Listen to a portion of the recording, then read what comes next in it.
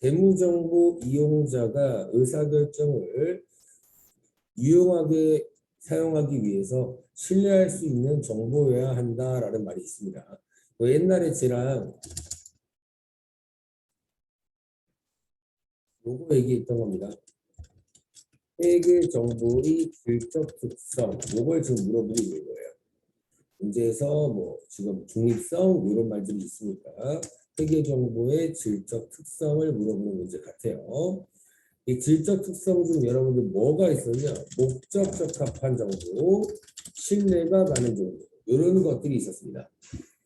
목적 적합성, 신뢰성 이 두 가지 특성이 있었고 이 두 가지 특성 안에 또 적시성, 예측 가치, 피드백 가치라는 게 있었고 다음 신뢰성은 중립성.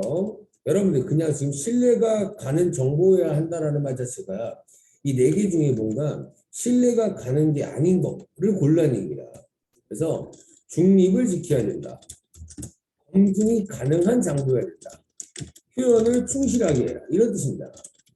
그래서 지금 신뢰성과 전혀 관련 없는 거 몇 번이에요? 이제 2번이겠죠. 비교 가능성. 이런 겁니다. 그냥. 이런 거니까 이렇게만 여러분들이 기억해 주시면 될 것 같습니다. 비교 가능성. 이건 시험 때문에 나온다라고 생각해 주시면 될 것 같아요. 시험 때문에. 회사 들어가면 이런 거 아예 물어보지도 않아요. 면접에서 물어봅니다. 필요 없어요. 그 다음에 2번 문제.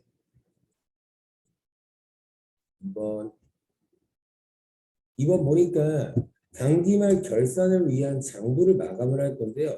이 네 가지를 뭔가 오류를 했대요. 오류 발견됐답니다. 오류가 발견이 됐는데 오류를 뭔가 수정한 뒤에 당기 순이익에 영향을 미치는 게 뭐냐라고 물어봤어요. 여러분들 당기 순이익에 영향을 미치려면 자산 부채여야 돼요, 수익 비용이어야 돼요. 당기 순이익에 영향을 미치려면 수익과 비용이어야 될 거 아니에요. 그렇죠? 수익, 번 돈에서 쓴 돈을 빼야 이익이 나오니까요. 이걸 물어보는 겁니다. 문제에서. 뭔가 네 개를 붕괴를 회계팀 직원들이 잘못했나 봐요. 잘못해가지고 딱 12월 30일 날 회계팀 부장이 와가지고 야 이거 네 개 틀렸잖아 이렇게 얘기한 겁니다. 이 네 개를 틀렸을 때 뭔가 이거를 틀린 거 냅둬요 바꿔야 돼요. 올바르게 바꿔야 되겠죠. 그거를 정리해 본 다음에 단기 순이익에 영향을 주는 걸 물어보는 겁니다. 근데 최소한 단기 순이익에 영향을 주려면 수익과 비용이어야 된다고요. 그러면 1번 주식 할인 발행 차금이라는 계정 과목이 수익 비용인가요? 아니잖아요. 그러면 1번은 정답이 될 수가 없는 거예요. 이것도 여러분들 또 먹히면 돼요. 이거 확인하려면. 계정 과목이 적용돼요. 이거를 키면 될 거 아니에요. 이거를 키면 수익 비용만 찾으면 되는데 이 문제에서 키포인트가 주식 할인 발행 차금이 수익 비용이 아니다라는 게 키포인트가 아니라 단기 순이익에 영향을 주려면 수익 비용이어야 된다. 이걸 떠올려야 되는 겁니다.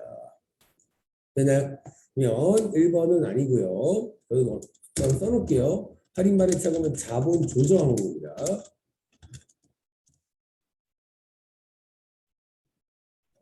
이런 거 외울 필요는 없어요. 계정 과목이 적용 들어가면 다 확인할 수 있으니까 여러분들이 머리 아프게 외울 필요는 없고요.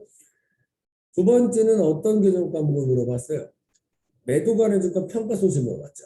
얘도 여러분들 수익 비용이 아니었습니다. 얘는 아직 실현되지 않았다라는 기타 포괄 손익 무게액이 있었어요. 또 그러면 수익 비용이 아니니까 고쳐봤자 단기 순이익이랑은 상관이 없구나. 3번 단기매매증권 평가이익이라고 되어 있죠. 단기매매증권 평가이익은 영업의 수익이다. 이런 계정 과목이 어디 항목에 들어가 있다라고 외우는 거는 세무 때부터 조금씩 기억하시면 돼요. 여러분들은 문제 푸실 때 계정 과목이 적용 등록을 확인하시는 게 조금 더 정확하고 빠를 수가 있습니다. 그리고 4번 지문은 뭐예요? 대손상각비 얘기 나오고 있죠. 얘는 뭐예요? 그냥 비용이잖아요. 비용. 그러면 최소한 당기 순이익에 영향을 미치려면 정답이 몇 번 아니면 몇 번이어야 돼요? 3번 아니면 4번 해야 됩니다. 근데 정답이 두 개일 수는 없다는 얘기예요. 무조건 하나입니다. 그러면 얘는 뭐예요? 수익을 잡았대요, 안 잡았대요? 안 잡았으니까 수익을 잡아줘야 되는 거 같잖아요. 맞죠? 얘는요? 비용을 아예 안 잡았나요? 그냥 다른 걸로 잡은 건가요? 그렇죠? 기타의 대손상각비로 잡아야 되는데 이걸로 잡았다는 뜻입니다. 그러면 얘는요, 결국에 비용으로 잡았다가 알고 보니까 야, 그 계정 과목 아니고 이거야. 이런 뜻이잖아요. 4번 지문 같은 경우에는 당기 순위에 영향을 미칠까요? 안 미칠까요? 안 미치는 거예요. 그렇죠? 이런 얘기죠. 예를 들어서 4번 지문이 이렇게 가정을 했을 때 만약에 비용에다가 대손상각비 100원을 잡아놨다고 칠게요. 회사가. 수익은 그냥 1,000원이라고 하겠습니다. 수익이 1,000원이고 회사가 대손상각비로 100원을 잡았으면 순이익이 얼마예요? 900원인 거 맞아요? 1,000원에서 100원을 빼면? 근데 회계팀 부장이 와가지고 뭐라고 한 거예요? 야, 대손상각비가 아니라 뭘로 바꾸라는 거예요? 기타의 대손상각비, 요거로 바꾸라는 얘기잖아요. 그러면 요거를 기타의 대손상각비 이렇게 바꾸는 겁니다. 순이익이 바뀌어요? 안 바뀌잖아요. 맞아요? 얘는 순이익에 영향을 미치지 않네요. 그럼 정답은 3번이겠죠. 정답은 3번. 한 번 더 제가 예를 들어 설명을 해드리죠. 3번 같은 경우도 이런 얘기죠. 얘는요, 3번 같은 경우에는 아예 수익을 잡았대요, 아예 안 잡았었대요. 아예 미계상이면 안 잡았다는 얘기잖아요. 그러면 수익을 안 잡았다가 회계팀 부장이 또 온 거예요. 야, 평가이익 100원 났는데 이거 왜 안 잡았어? 라고 얘기한 겁니다. 100원 잡아줘야 되는 거 맞죠? 여기 안 잡았던 걸 100원 이렇게 잡으면 당연히 순이익값이 변동될 거 아니에요. 그래서 정답은 3번인 겁니다. 그래서 이 문제는 뭐 이 계정 과목이 요거다, 이거는 요거다, 이런 걸 외우는 게 아니라 당기 순이익에 영향을 미치려면 최소한 수익 비용 계정 항목이어야 됩니다. 이거를 기억해야 됩니다. 아시겠죠? 이렇게만 기억하시면 될 것 같아요. 정답은 3번입니다. 그 다음에 3번 문제요. 3번 문제는 조금 어려울 수도 있습니다. 재고자산 얘기가 조금 어려워요. 재고자산에 대한 설명 중 틀린 거. 틀리게 말한 게 뭐가 있냐. 1번 재고자산은 판매를 하여 수익을 인식한 기간에 매출원가로 인식한다. 이게 말이 어렵다는 얘기입니다. 근데 여러분들 저랑 그거 했었죠. 선입선출법, 후입선출 이런 거 했었잖아요. 그거 했을 때 제가 제품을요 10개를 판매하면 비용도 몇 개 잡으라고 했어요. 10개 지금 이 얘기하는 거예요. 문제가. 제품을 판매해서 수익을 인식했으면 그러면 비용도 매출원가도 잡아라 이런 뜻인 겁니다. 맞아요? 1번 질문은 정확히 맞는 표현이겠죠. 수익 잡았으면 비용 잡아라 이런 뜻입니다. 그럼 여러분들 제품을 올해 1년 동안 하나도 안 팔았으면 매출원가 잡을까 안 잡을까요? 안 잡는 거예요. 그러니까 팔았을 때 잡아라 이런 뜻이라고 해주냐. 되셨나요? 이런 뜻이라고 생각해 주시면 되고요. 2번 이런 지문이 어려워요. 2번 같은 거. 여러분들이 일반적으로 시가가 커요? 원가가 커요?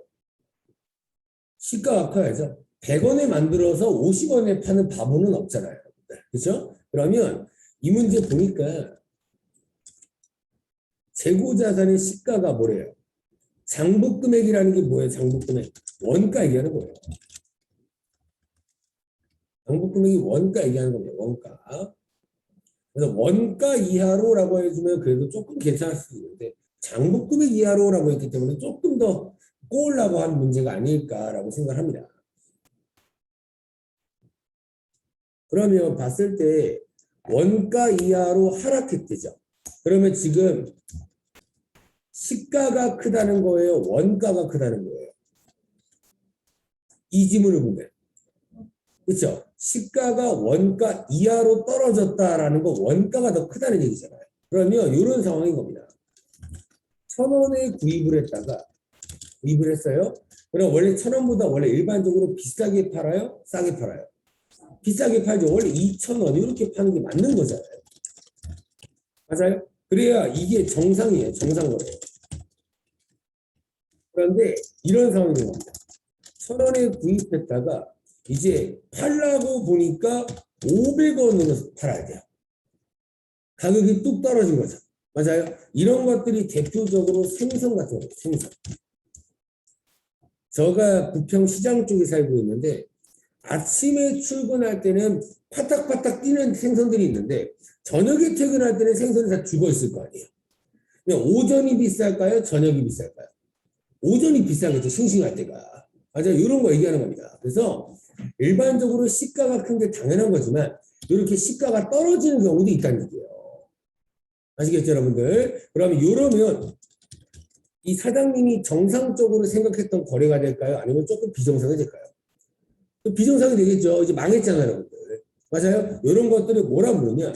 재고자산 평가 손실 났다라고 표현합니다.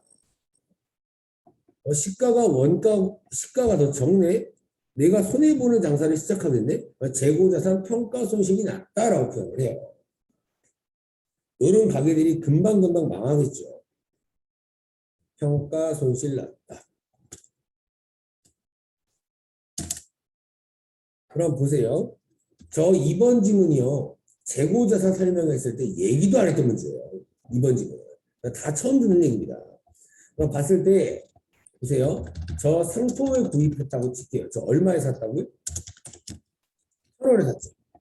맞아요. 1,000원에 구입했다라고 했고요. 그런데 우리가 이제 팔라고 보니까 얼마로 팔 수 있다고요? 500원으로 팔 수 있다는 얘기죠. 그러면 우리 가게가 지금 잘 되고 있는 거예요? 조금 망하고 있는 거예요? 망하고 있는 거죠. 이거 저 혼자 알고 있어야 돼요? 장부에 써놔야 돼요? 무조건 장부에 써야 돼요. 회사 정보는 무조건 써놔야 됩니다. 이거를 장부에 안 써놓으면 뭘 어긴 거예요? 아까 했던 표현의 충실성을 어긴 겁니다. 이해되시나요? 됐어요? 이런 뜻이에요. 그럼 봤을 때 상품 여러분들 가격 얼마 떨어졌어요? 500원 떨어지는 거 맞아요? 그래서 나는 이제 500원에 팔 수 있는 상품을 갖고 있다. 이런 식으로 장부를 써놔야 됩니다. 근데 제가 이거를 왜 재고자산 때 설명 안 드렸냐면 이런 개정 과목 자체가 여러분들 회계일급 프로그램에 없어요. 여러분들. 그러니까 실기에서 나올 수가 없다는 얘기입니다. 아시겠죠? 그러니까 조금씩 들어주시면 돼요. 그러면 여기에 뭔가 재고자산인 상품을 뭔가 가격이 떨어졌다라는 개정 과목이 필요할 거 아니에요. 맞아요? 그래서 어떻게 하냐? 여기 개정과에 뭐가 들어가냐? 이런 식으로 재고자산 평가 충당금 500원 이런 식으로 들어가요. 이런 개정과 본 적 없잖아요. 여러분들. 여러분 시험에 안 나옵니다. 아시겠죠? 그러면 지금 이 문제 봤을 때 재고자산의 시가가 원가로 떨어지면 우선 손해본 거 맞죠? 그러면 평가 이익 나요? 평가 손실 나요? 손실 나는 거 맞잖아요. 그러면 재고자산의 평가 손실은 재고자산의 장부금액에서 직접 차감한다. 지금 재고자산 상품에다가 차감하는 개정 과목이 평가 손실이에요? 다른 거예요? 다른 거잖아요. 여러분들. 맞아요? 그러면 이 지문은 틀린 겁니다. 그러니까 누가 봐도 틀리게 만든 거예요. 이 문제를. 그러면 평가 손실은 장부금액에서 차감한다라는 말 대신 어떤 개정 과목이 나와야 돼요? 그죠? 평가 충당금은 장부금액에서 차감한다. 요 말이 맞는 겁니다. 그러니까 말장난 치는 거예요. 그냥 말 그대로. 말장난 치는 겁니다. 말장난. 그래서 이런 지문이 근데 저는 왜 중요하다고 하냐면 시험 급수가 올라가잖아요. 그러면 이론 문제에서 재고자산 문제가 고정이에요. 하나가. 그래서 재고자산 쪽이 어렵다라고 한 게 일반적으로 윗급수에서 좀 많이 나온 내용입니다. 그래서 조금 어려울 수가 있어요. 근데 이번 지문을 안 배웠기 때문에 틀릴 수 있지만 최소한 3번, 4번 지문은 배웠기 때문에 뭔가 틀린 게 2번이구나라고 판단을 해야 되는 겁니다. 여러분들 옛날에 저랑 감모라는 걸 했었어요. 감모. 옛날에 여러분들 감모라는 게 더 생긴 거라 그랬어요? 없어진 거라 그랬어요? 없어졌다. 이 표현이었습니다. 없어졌다. 없어진 게 정상 감모랑 비정상 감모 두 가지가 있다고 했습니다. 정상적으로 없어진 거, 비정상적으로 없어진 거. 정상적으로 없어졌다, 비정상적으로 없어졌다도 웃긴 겁니다. 근데 뭐 정상 간모 같은 경우 말하면 그런 겁니다. 뭐 화재가 발생해서 없어졌다. 비정상 간모는 누가 훔쳐갔다. 이런 뜻이에요. 그래서 정상 간모든 비정상 간모든 없어졌으니까 우리 회사 입장에서 이득이에요, 손해예요. 손해잖아요. 그래서 정상 간모 금액만큼은 어떤 비용이냐? 매출원가라는 비용으로 처리하고요. 비정상 간모는 재고자산 간모 손실이 아닌 영업의 비용으로 처리합니다. 요거는 분명히 필기가 돼 있을 거예요. 옛날에 공부했을 때. 근데 한 번도 분기가 안 나왔으니까 기억이 안 나는 거예요. 지금부터는 기억해야 됩니다. 요거 이론에서 나왔으니까. 그리고 여러분들이 실기 분기에서 나올 만한 개정 과목이 얘입니다. 비정상 과목. 요거를 조금 여러분들이 기억을 하고 계셔야 됩니다. 비정상 과목.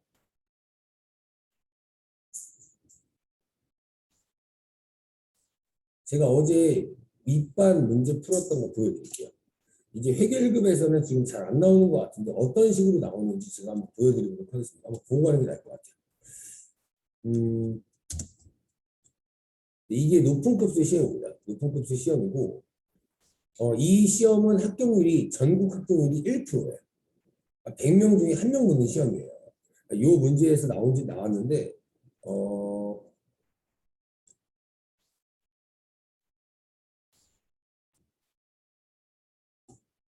보세요.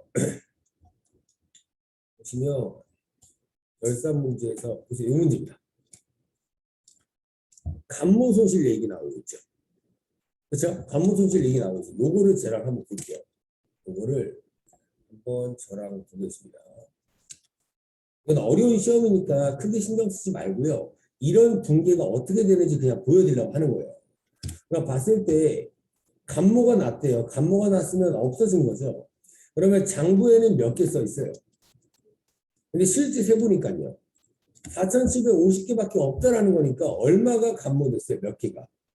250개가 지금 간모된 상황인 거예요. 됐나요? 그러면 지금 250개가 간모된 상황이고 방금 얘기했던 것처럼 정상과 비정상이 있다는 얘기입니다. 근데 문제 보니까 간모 손실 중 60%는 뭐래요? 정상 간모. 250개의 60%가 정상 간모란 뜻이고 비정상 간모는 몇 프로가요? 40%겠죠, 여러분들. 이런 얘기인 거 맞아요? 그러면 이걸 60% 계산해 보면 여기 150개가 나오고요. 여기에는 100개가 나옵니다. 이렇게만 한 겁니다. 그러면 제가 정상 간모분은 뭘로 어떤 비용으로 인정했냐고 했어요. 매출원가. 비정상 간모는 재고자산 간모 손실이라고 했습니다. 이 문제에서 일반 전표에도 뭔가 입력을 하고 결산 문제에서 결산자리 입력 들어가서 자동 결산도 쓰라고 돼 있죠. 이러면 어떻게 쓰는 거냐? 이렇게 쓰는 겁니다. 여러분들 시험에 나올 수가 있어서 제가 그냥 한번 보여드리겠습니다.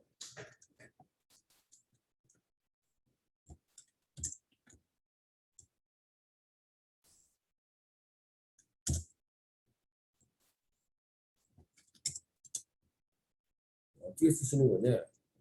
우선 일반 전표를 들어갈 거 아니에요. 결산 문제거든요. 결산 들어가서 여러분 매출원가라는 거는 절대 여러분들이 분기하는 거 아닙니다. 매출원가는 프로그램이 해줍니다. 그리고 요거가 직접 입력하는 거예요. 그럼 봤을 때 일반 전표에 입력해야 되는 건 정상이에요? 비정상이에요? 비정상. 여기다 입력하는 건 요런 거예요. 되나요? 보여만 드릴게요. 그러면 봤을 때 일반 전표 들어가서 비용이 차변이잖아요. 그렇죠? 차변에 재고자산 간모 손실 요거 있죠? 여러분들 재고자산 간모 손실 몇 개라고요? 100개에 하나당 얼마짜리래요? 1,000원짜리니까 재고자산 간모 손실은 10만 원인 거예요. 됐나요? 대변으로 지금 보니까 제품이죠, 이 문제가. 제품이 증가돼야 돼요? 없어졌으니까 제품도 감소시켜야 돼요. 감소시켜야 될 거 아니에요. 그럼 대변으로 제품 감소시키고 제품을 안 팔고 다르게 사용했을 때 제가 뭐 하자 그랬어요? 적용 8번 여기까지 겁니다. 이거는 여러분들이 시험에 나올 수가 있다는 거죠. 2분기까지는. 이해되셨나요? 이렇게 끄고 결산자료 입력에 여기가 자동 결산하는 데잖아요. 여기 들어가서 똑같아요. 제품 이거 기말 제품 재고액이죠. 12월 31일까지 나와 있는 거. 그래서 이쪽에 기말 제품 재고액 보이세요? 여기에다가 여러분들 500만 원 쓰는 게 맞을까요? 실제 갖고 있는 475만 원 쓰는 게 맞을까요? 그냥 당연히 실제 갖고 있는 요거 쓰는 게 맞는 거잖아요. 그래서 여기다가 475만 원 이렇게 쓰면 끝인 거예요. 그러면 정상간모분이 아까 이 150개 있죠. 여기 자동으로 이렇게 매출원가 쪽에 들어가 있습니다. 되나요? 그래서 정상간모분은 신경 쓸 필요가 없다는 얘기예요. 알아서 여기에 쏙 지금 들어가 있는 상황인 거예요. 근데 여러분들 재고자산 감모손실 처리는 직접 분기를 해줘야 됩니다. 아시겠죠? 지금 요걸 얘기하는 거고요. 그래서 이 문제에서는 정상적으로 발생한 감모손실은 매출원가, 비정상적이면 영업의 비용으로 분류한다. 맞는 표현이라니까요. 됐나요? 그래서 3번, 4번은 맞는 표현이니까 2번이 틀렸구나. 이런 식으로 풀어도 된다는 얘기입니다. 근데 워낙 재고자산 쪽은 어려운 게 맞아요. 아시겠죠? 원래 어려운 게 맞으니까 이렇게만 풀면 되는구나 라고 좀 생각해 주시면 될 것 같습니다. 이런 문제. 그 다음에 4번 문제요. 이거 취득원가에 포함되는 부대비용고를 하는 거예요. 부대비용. 맞아요? 부대비용은 취득할 때부터 사용 가능할 때까지 쓰는 돈, 이게 부대비용이었습니다. 그럼 부대비용은 비용 처리하라 그랬어요? 아니면 취득하는 자산으로 같이 잡으라 그랬어요? 그래서 자산으로 이런 식으로. 그래서 여기 자산으로 같이 잡을까 한번 골라봐라고 지금 나온 거네요. 그럼 뭔가 취득할 때부터 뭔가 사용할 때까지 쓰는 돈이 뭐가 있나 한번 찾아보셔야겠죠? 보니까 1번 설치 장소를 준비를 위한 지출. 부대비용일까요? 아닐까요? 여러분들 최소한 이 유형 자산을 사용하려면 설치해야 돼, 안 해야 돼요? 해야 될 거 아니에요? 그거 자체가 부대비용이라는 뜻이에요. 그래서 취득할 때부터 사용 가능할 때까지 쓰는 돈이다를 기억해야 됩니다. 이런 항목들을 외우는 게 아니라. 이런 뭐 기계장치 같은 거 사용하려면 설치해야 되지 않나? 이렇게 생각하시면 돼요. 두 번째, B는 뭐래요? 부동산세라고 되어 있죠. 일반적으로 종부세라고도 부르고요. 종부세. 그럼 봤을 때 종합부동산세를 내는 세금은 일반적으로 건물 같은 거 갖고 있을 때입니다. 그래서 얘는 뭐 만약에 본인이 자가가 있다라고 하면 종부세를 냅니다. 아시겠죠? 이거는 여러분들 취득할 때 들까요? 안 들겠죠? 취득할 때 내는 세금은 취득세밖에 없다는 거예요. 되나요? 그래서 종합부동산세랑 또 세금 뭐 있어요? 이 지문에서. 얘네들은 취득할 때 내는 게 아니라 갖고 있을 때 계속 내야 되는 세금입니다. 자동차세처럼. 이해되셨나요? 그래서 얘네들은 취득할 때 사용 가능할 때까지 쓰는 돈이 아니니까 부대비용이 아니겠네. 이렇게 생각하시면 돼요. 그래서 여러분들 이걸 써드릴게요. 대표적으로 취득할 때 세금을 냅니다. 그게 대표적으로 뭐 있었어요?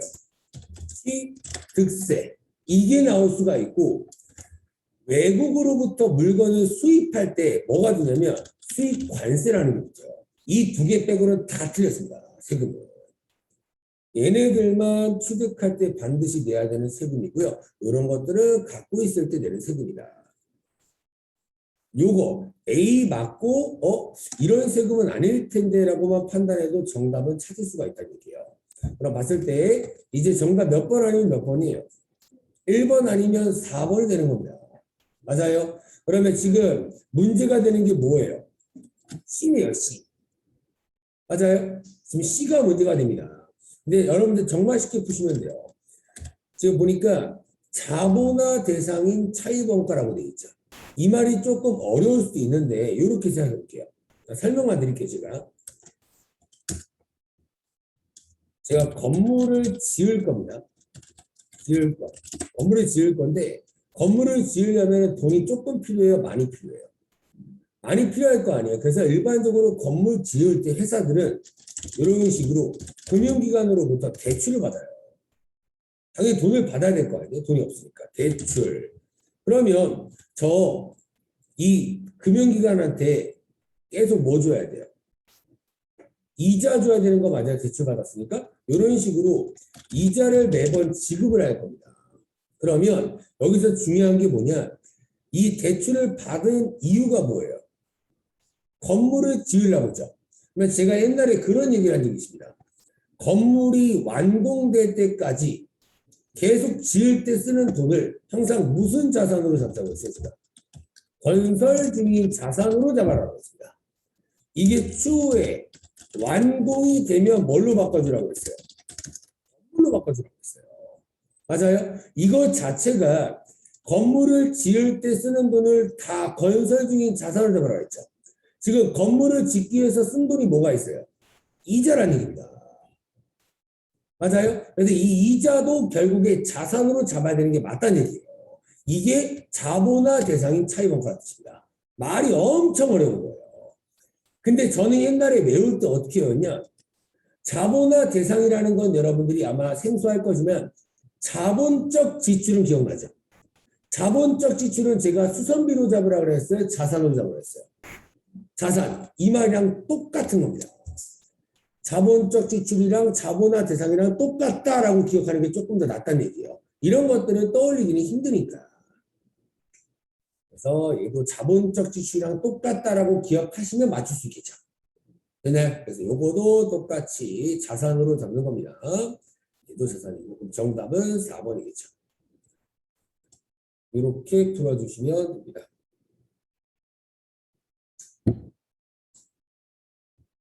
됐나요? 이렇게 풀어주시면 되고 그 다음에 5번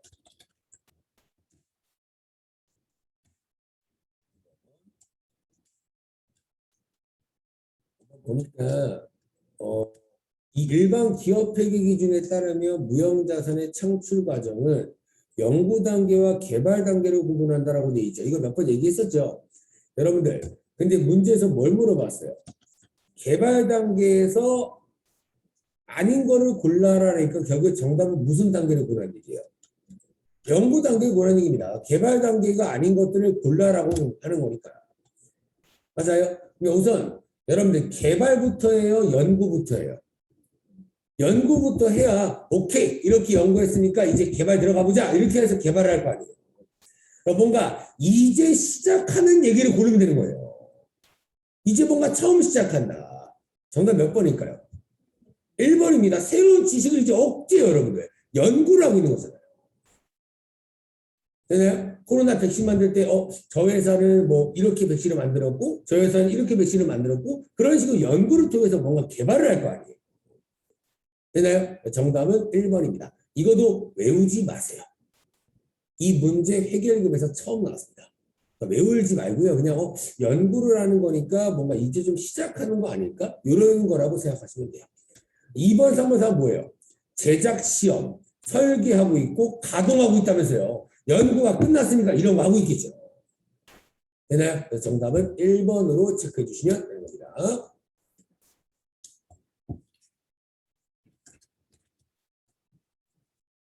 그 다음에 6번. 이런 금액이 써 있는 건 맞춰주셔야 돼요. 차라리 막 말로 써 있는 거는 막 2개가 남아서 고민하게 될 거예요. 이런 것들은 딱 금액을 구해주셔야 됩니다. 지금 보니까 이 문제 어떤 개정 과목 가지고 얘기하고 있나요? 그래서 단기 매매 증권 얘기가 나오고 있는 것 같아요. 제가 봤을 때.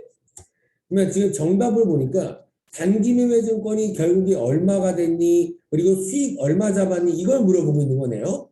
그러면 1번 처음부터 볼게요. 4월 1일. 자, 여기다 쓰겠습니다. 여러분 4월 1일 날 뭐 하고 있대요? 보통주라는 주식을 취득하고 있죠.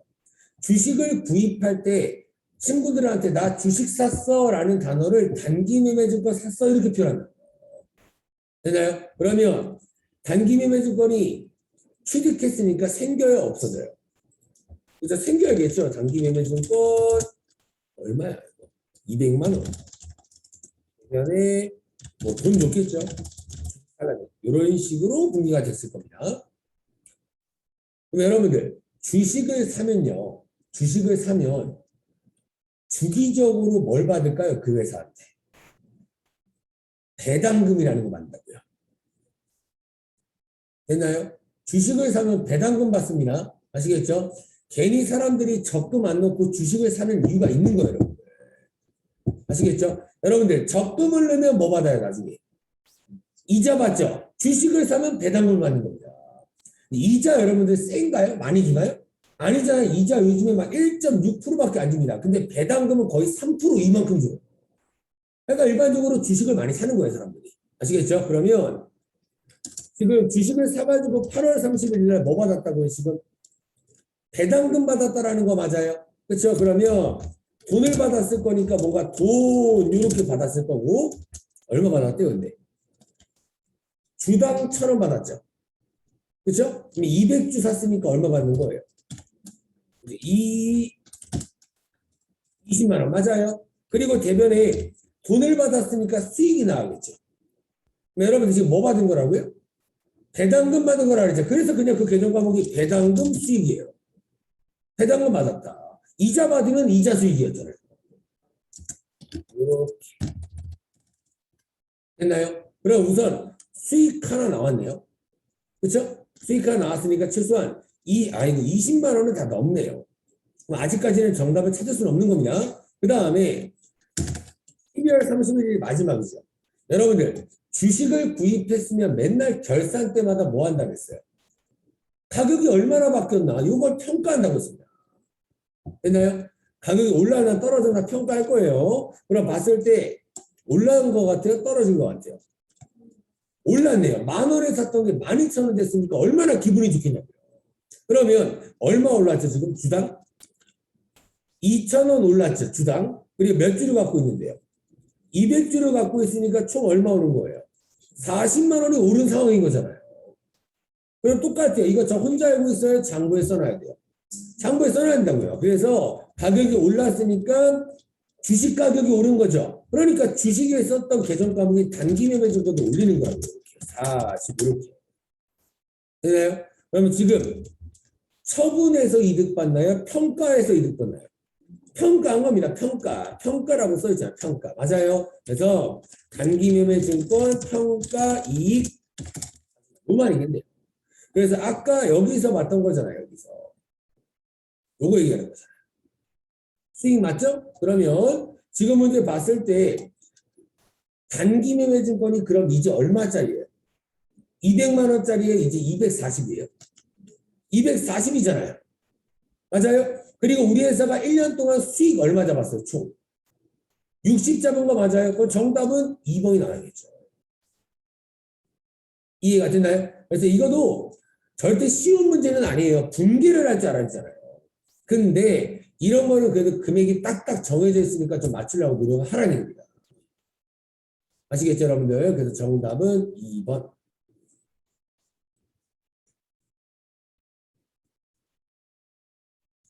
근데 여러분들 이 문제 풀 때 절대로 저처럼 이렇게 3개 분개 다 할 필요 없습니다. 어떻게 하면 돼요? 이거 쉽게 푸는 거, 이거 잘 나오거든요. 결국에 지금 주식 가격은 주당 얼마예요? 지금 12월 30일이잖아요. 지금이. 지금 주식 가격이 얼마가 됐어요? 12,000원 됐죠. 맞아요? 몇 주 갖고 있는데요. 이거 곱하면 무조건 단기 매매 증권 금액이 나옵니다. 아시겠죠, 여러분들? 200만 원 됐다가 40만 원 올리고 이거를 할 필요가 없다는 얘기예요.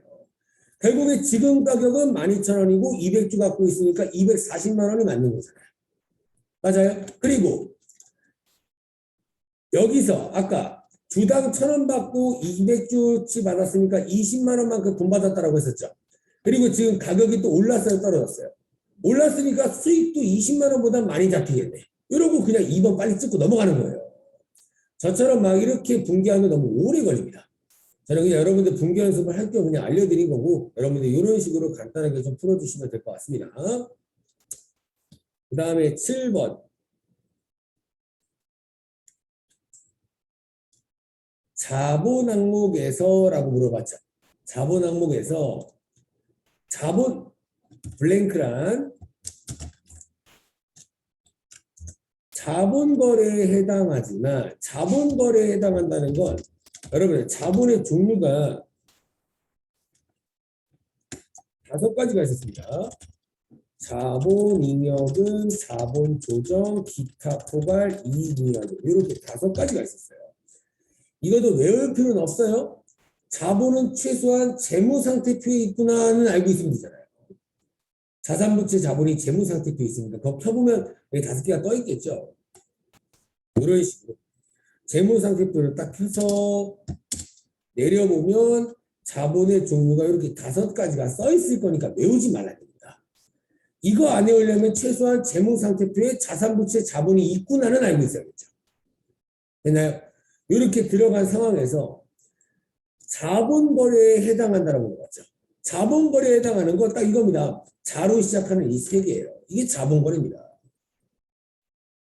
그러면 문제에서 자본금이나 자본잉여금이 아닌 게 뭐예요, 그러면? 얘도 아니고 얘도 아니면 자본 조정이겠네요.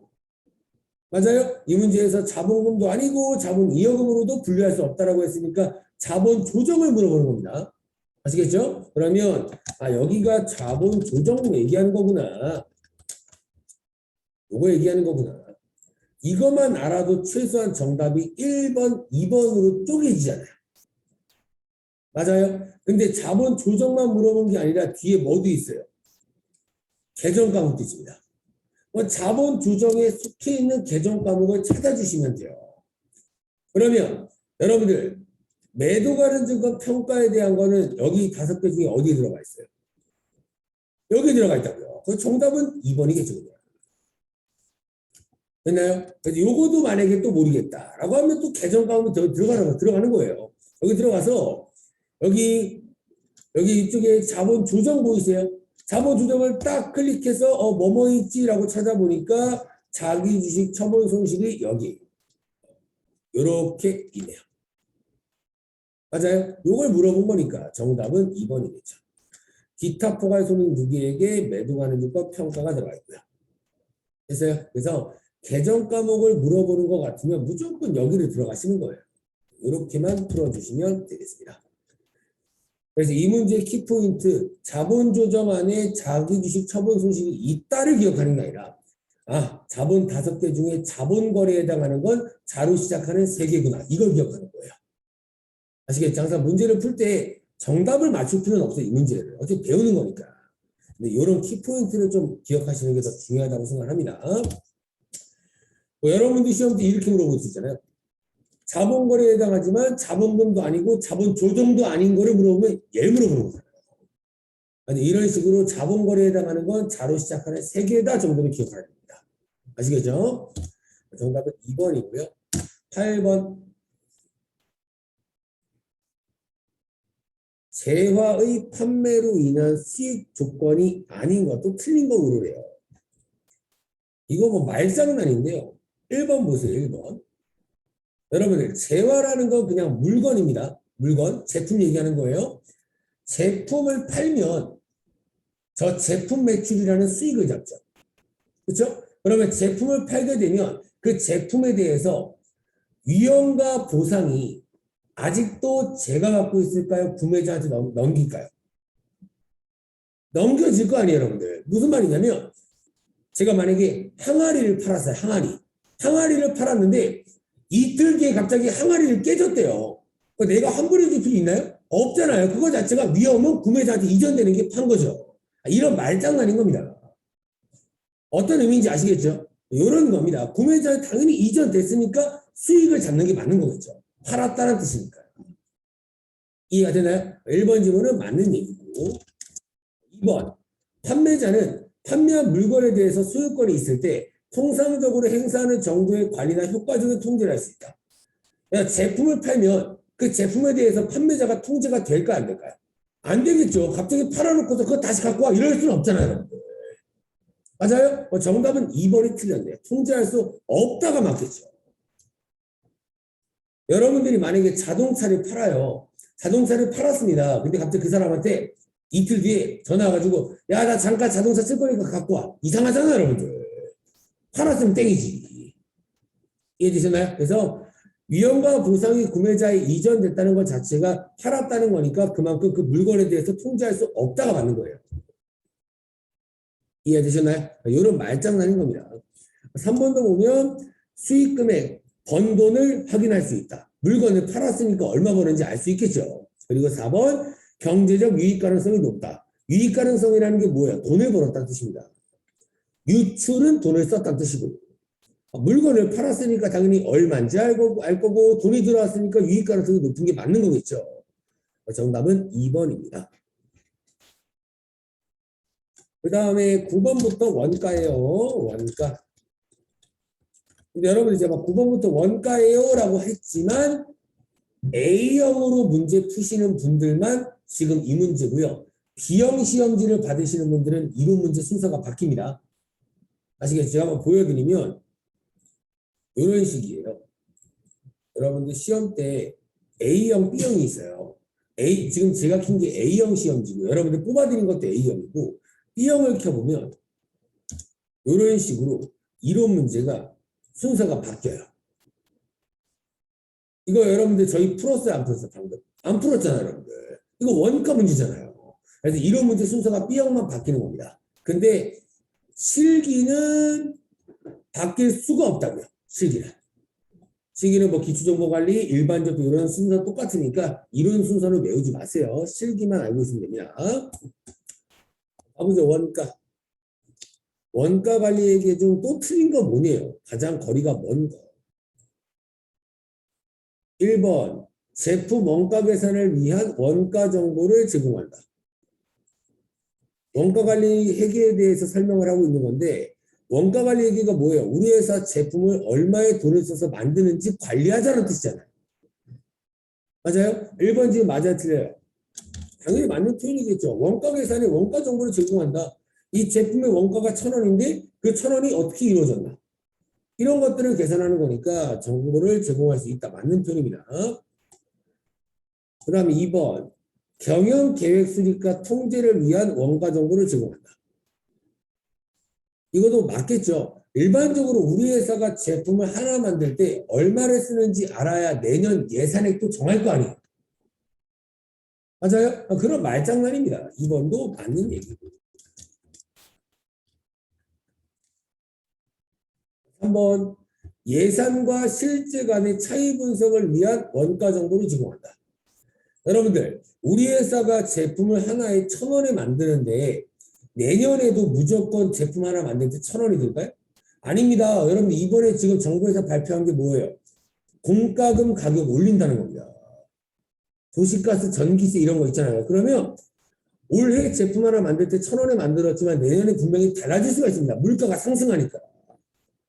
맞아요? 이런 것들을 뭔가 차이 분석의 원가 정보를 제공한다. 맞는 표현이겠죠. 예산액과 실제 발생액은 다를 수가 있으니까. 4번이 틀렸네요. 외부 이해관계자들에게 여러분들 막 외부 정보 이용자, 외부 이해 관계자라고 하면 무조건 맞는 것 같은데 이런 얘기를 제공하는 건 재무 얘기라고요. 재무 얘기. 원가 얘기 아니라. 그러니까 재무제표 쓰는 거. 이거는 재무 회계에 대한 얘기입니다. 재무 회계.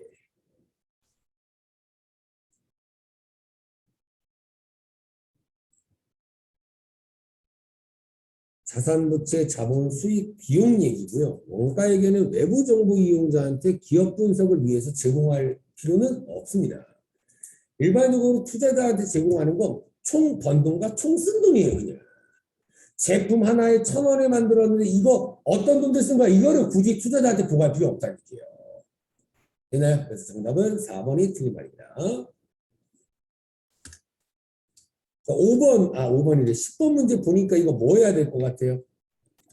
네, T계정. 원재료 제공품 제품을 물어보는 것 같으면 T계정을 이라고 있고, 이 문제, 원재료 제공품 제품 중에 뭐는 안 그려도 될까요? 원재료 이거 하나도 없잖아요. 그러면 두 개만 그리자. 이런 식으로 하는 겁니다.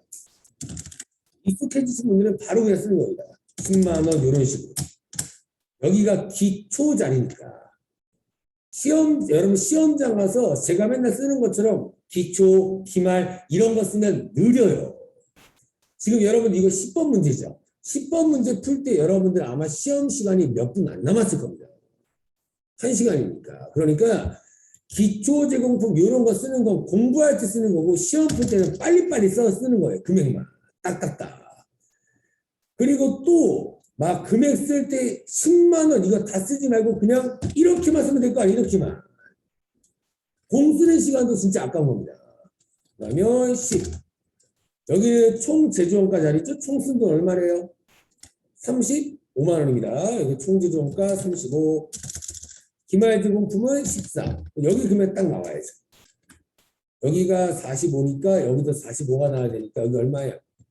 30. 이렇게. 저도 문제를 빨리 푸는 스타일이지만 저도 이런 문제 풀려면 무조건 튀게 정도예요. 머릿속을 안 그려집니다. 기초 제품 30. 여기는 똑같이 요게 이렇게 내려올 거니까 여기는 32. 기말 제품은 28. 그럼 여기 이제 매출원가가 나오겠네요. 얼마나 팔았나? 얼마나 판 거예요, 여기는?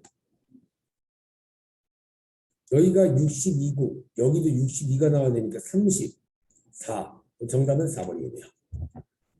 이런 식으로 금액만 딱딱딱 써서 빨리빨리 좀 풀어주셔야 됩니다. 여기 익숙해지게 계속 기초자리, 기말자리 이런 것들을 찾아주셔야 됩니다. 이렇게 풀어주시면 되겠습니다.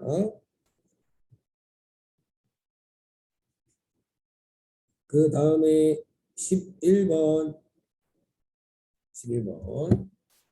여러분들 11번 중에서 제가 아마 11번 설명은 드렸던 것 같은데 우선 1번부터 볼게요. 직접 배분법이죠. 직접 배분법은 보조부문끼리 배분했나요? 안 했나요? 안 했죠. 그래서 보조부문끼리 무시하고 계산이 가장 간단하다. 맞는 말이잖아요. 슬쩍슬쩍 읽어보시면 돼요. 맞고요. 그 다음에 2번 문제. 단계배분법과 상호배분법은 보조부문끼리 무시해요? 조금은 생각했나요? 그렇죠? 단계는 한 번, 상호는 2번 다 한다. 보조부문의 관계를 고려한다. 맞는 얘기잖아요. 맞아요? 그렇죠? 2번 지문에 만약에 직접 배분법이 써있으면 틀린 말이겠죠. 됐나요? 2번 지문은 맞는 표현이고요. 맞는 표현이고 그 다음에 3번 원가 계산의 정확성은 상호 단계 직접이다. 맞죠? 그렇죠? 이것도 맞고요. 보조부문 고려할 거냐 안 할 거냐에 따라서 정확성이 구해지고요. 정답은 4번이겠죠. 이거 저번에도 정답 이런 비슷한 문제 아마 4번이었을 겁니다. 그래서 단일 배분율법은 변동비와 고정비를 구분하는 게 아니라 통합해서 하는 거라고. 통합해서. 그래서 이 문제, 이 지문은 단일 배분율법이 아니라 이중 배분율법이라고요. 요거에 대한 설명입니다. 이중이 뭐예요? 두 개를 구분해야겠다. 단위는 뭐예요? 이거 두 개를 구분하지 않고 그냥 한 번에 하겠다. 이런 뜻입니다. 그런 식으로 기억해 주시면 돼요.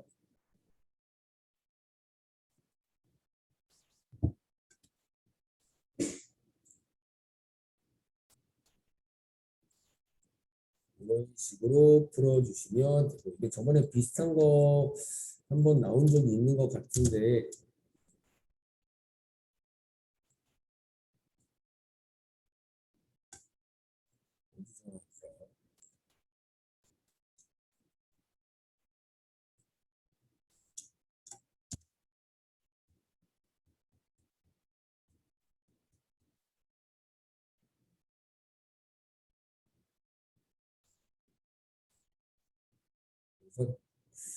여기 비슷하게 나온 것 같은데 몇 회인지는 좀 잘 모르겠네요. 이거 저번에도 이런 비슷한 문제가 4번 지문이 정답이었습니다. 그래서 아마 이 보조부문비를 배부하는 문제가 나오면 단일 배분율법이나 이중 배분율법이 나올 때 아마 그게 정답일 거예요.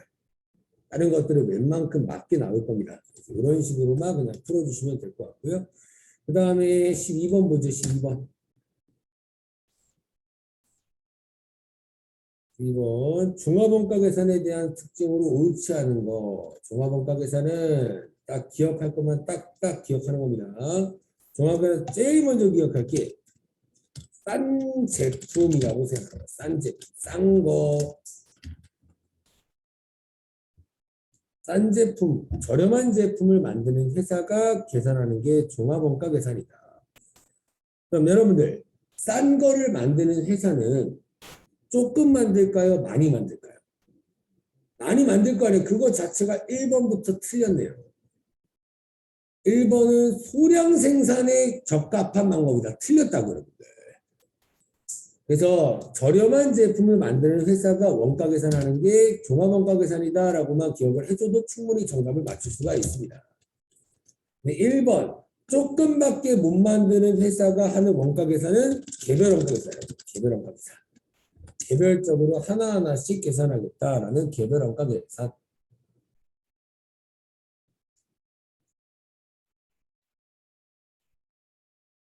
그래서 1번 자체가 틀렸습니다. 1번 자체. 그 다음에 딴 것도 보죠. 2번 일반적으로 직접비와 간접비를 나누어서 계산하지 않는다. 직접비랑 간접비랑 나누어서 계산하지 않는다가 맞는 표현이고요. 직접비랑 간접비를 나눠서 계산하는 회사가 또 개별원가 계산입니다. 직접비, 간접비를 나눠서 계산을 하겠다. 여러분들 왜 종합원가 계산이라는 거는 굳이 직접비랑 간접비를 나눠 계산하지 않을까요? 똑같은 통조림을 100개 만들 거니까.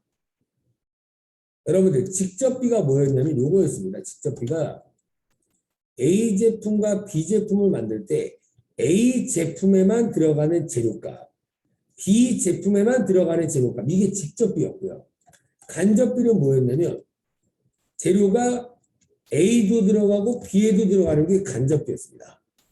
그러면 이런 간접비 같은 경우에는 돈 쓴 거를 A에만 집어넣어요, B에만 집어넣어요, 둘 다 집어넣어야 돼요. 둘 다 이런 것들을 제조간접비의 대분이라고 불렀고요. 하지만 종합원가 계산 대표적으로 통조림은요. 굳이 A에만 들어가는 재료값, B에만 들어가는 재료값, A, B에 둘 다 들어가는 재료값 이런 거를 구분할 필요가 없다는 얘기예요. 왜요? 어차피 똑같이 생긴 통조림만 만들 거니까. 이해되셨나요? 그래서 이런 것들은 똑같은 통조림만 만들 거면 그냥 총 쓴 돈을 계산해서 그냥 나눠버리면 되잖아요.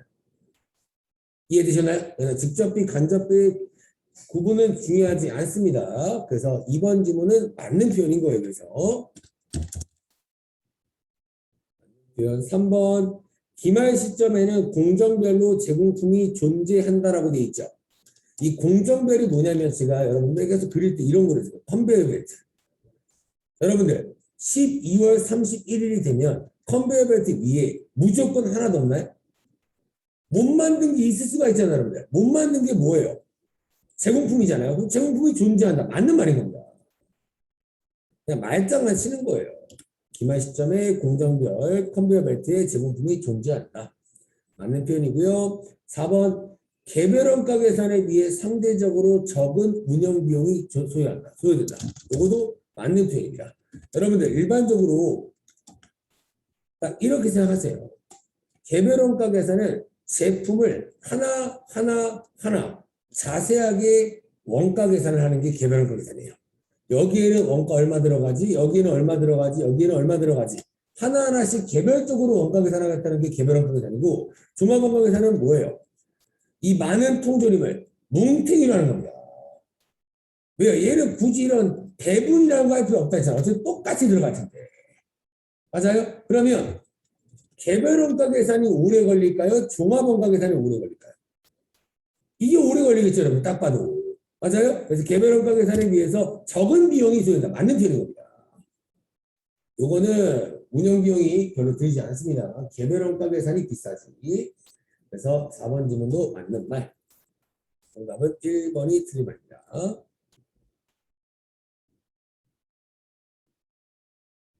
그 다음에 13번. 이거 저번에 비슷한 거 풀어봤었죠, 여러분들. 그렇죠? 옳지 않은 거 계속 틀린 거만 구하라고 하네요. 또 틀린 거 1번 현금 판매하거나 외상으로 팔았을 때 인도되거나 이용 가능하게 되는 때 공급식이 수익으로 잡자. 맞아요, 틀려요? 맞죠? 제품을 인도 줬을 때 수익 잡잖아요, 저희. 맞나요? 그럼 이거 맞는 얘기겠죠. 얘기고 저번에 풀었을 때는 2번이 정답이었지. 2번. 그렇죠? 무인 판매기의 공급은 제가 언제 수익 잡는다 그랬어요? 본권할 때. 맞는 얘기잖아요. 맞아요? 저번에는 뭐 동전 투입할 때였나? 아마 그거였을 겁니다. 그래서 틀렸다라고 했는데 이번에 여기 맞게 나왔네요. 3번 반환조건부 판매, 동의조건부 판매, 그 밖에 조건부 판매라고 되어 있는데 이 조건부 판매라는 건 뭐냐면 여러분들 옷을 만약에 팔잖아요. 옷집에서. 옷을 팔면 알바생이 영수증에다가 색깔칠을 하는 게 뭐예요? 며칠 이내에 갖고 오시면 환불됩니다. 이런 거 하잖아요. 여러분들. 그게 여러분들 조건부 판매입니다. 7일 이내에 갖고 오는 조건으로 판매한다. 그럼 여러분들 옷집에서 옷을 팔았을 때 바로 수익을 잡을까요? 아니면 그 7일 환불 기한이 끝나면 잡을까요? 끝나면 잡겠죠. 괜히 잡았다가 환불하면 어떻게 여러분들? 맞아요? 그래서 그 조건이 성취되거나 기한이 지나 판매가 확정되는데 맞는 말인 거예요. 됐나요? 그래서 그냥 환불 기한이 끝났을 때 이런 식으로 우리가 기억하는 거예요. 이런 문제 많이 나오지도 않으니까. 정답은 4번이 정답입니다. 장기 할부 판매 완성도 기준 중간 지급 재화를 공급하는 경우는 대가의 전부를 실제 받았을 때가 아니라 대가를 한 때, 이때 수익을 입는다.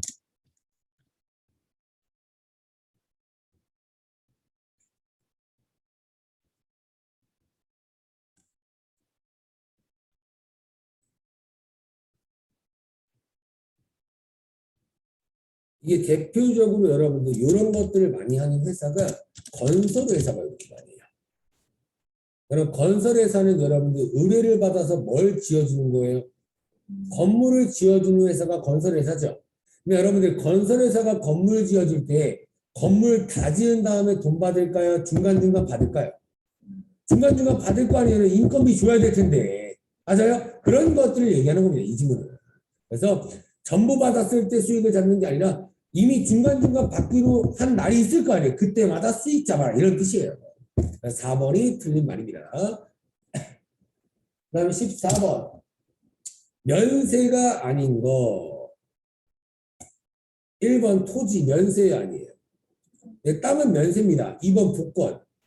요거도 면세입니다. 얘네들이 면세고 4번 수돗물은요. 요거도 면세. 하지만 생수는 과세라고 했어요. 맞아요? 정답은 3번이겠네요. 신문 광고.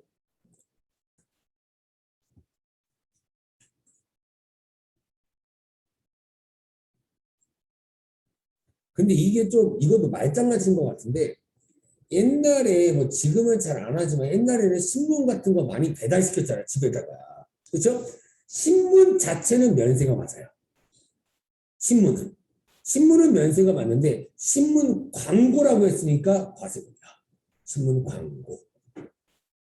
이게 뭐냐면 이건 겁니다. 여러분. 보세요. 잠깐만 의미를 말씀드릴게요. 이게 진짜 말장난인데 제가 신문 만드는 회사 있잖아요. 뭐 동아일보 이런 데 있잖아요. 여기서 신문을 주문을 했어요. 매일매일 신문 갖고 오세요라고 했습니다. 이 신문회사한테 뭐 줘야 돼요? 돈 줘야겠죠. 돈을 만약에 5만 원 준다고 할게요. 이거 여러분들 면세예요, 면세. 신문을 주문한 거는 면세라고요. 근데 어느 B라는 회사가 신문을 보면은 회사 홍보하는 조그맣게 써 있는 것들이 있어요. 여러분들. 번호 써 있고 어느 회사가 이런 거 썼습니다. 여기다가 광고 맡기다 이러면 과세라는 얘기예요. 이해되셨나요? 신문 자체는 면세가 맞아요. 근데 그 신문에 우리 회사 광고 좀 넣어줘. 이러면 과세라는 얘기예요. 그냥 유튜브 광고라고 생각하시면 돼요. 유튜브 광고. 정답은 3번이 틀린 말이고요. 다음 15번. 세금계산서 제도에 대해서 틀린 것은 뭐냐라고 물어봤네요. 4번부터 볼게요. 4번부터. 법인 사업자는 전자세금계산서 의무 발급 대상자다. 맞을까요? 틀릴까요? 맞죠? 제가 법인 사업자는 종이세금계산서 발급하면 안 된다고 했습니다. 그러면서 얘기했던 게 종이 발급하면 벌금 냅니다. 막 이랬었어요. 그래서 요거까지만 써놓을게요. 법인 사업자와 직전 연도 공급가액의 합계액이 2억 원 이상인 개인 사업자도 전자세금계산서 의무 발급 사업자입니다. 그래서 좀 문제를 만들 거면 좀 정확하게 만들면 좋은데 법인 사업자만 얘기한 거예요, 지금. 법인 사업자와 직전 연도 번 돈이 2억 원 이상인 개인 사업자까지.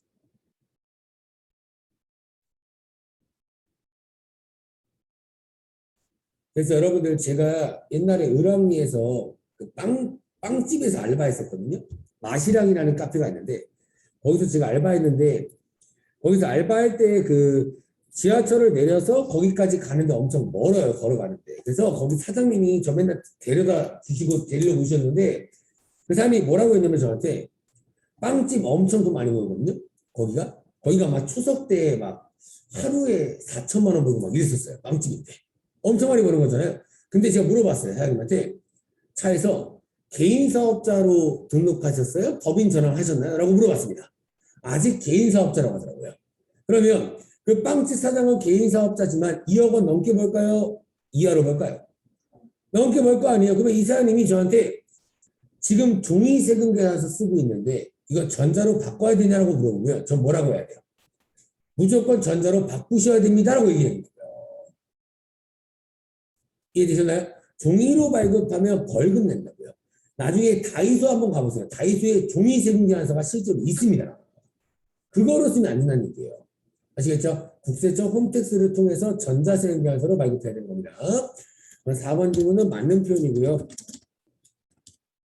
그리고 3번 월합계 세금 계산서 등의 경우에는 재화 또는 용역의 공급일에 속하는 다음 달 10일까지는 발급해야 된다.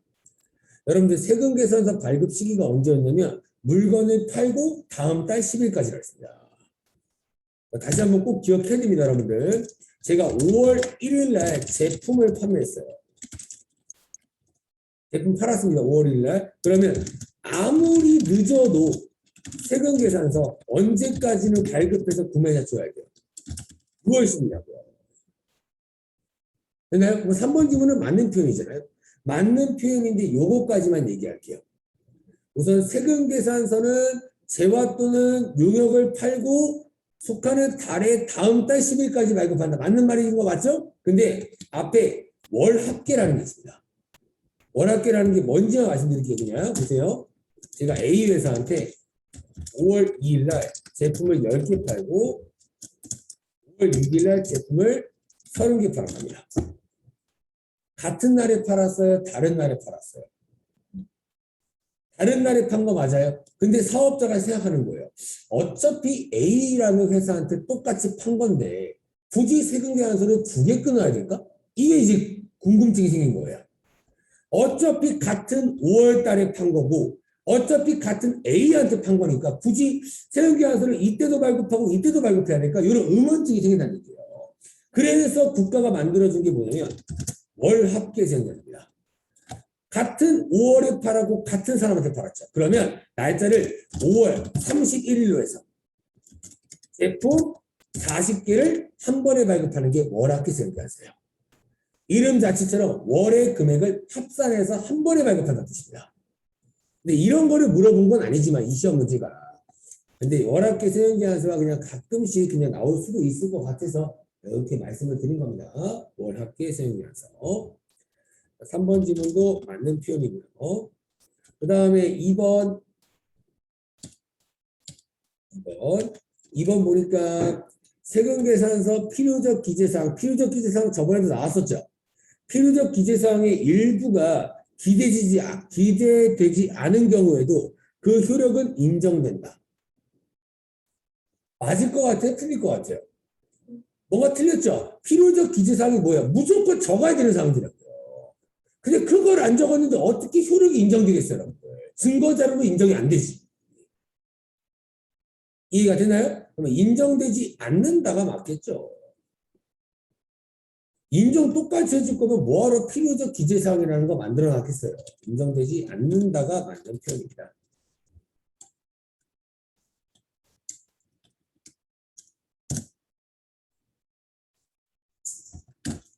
됐나요?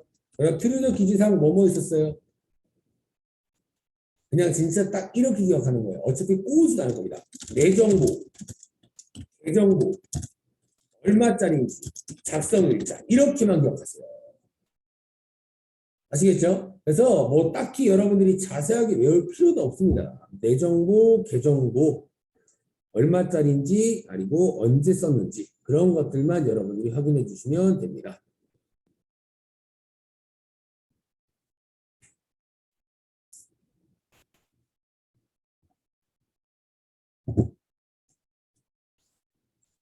되나요?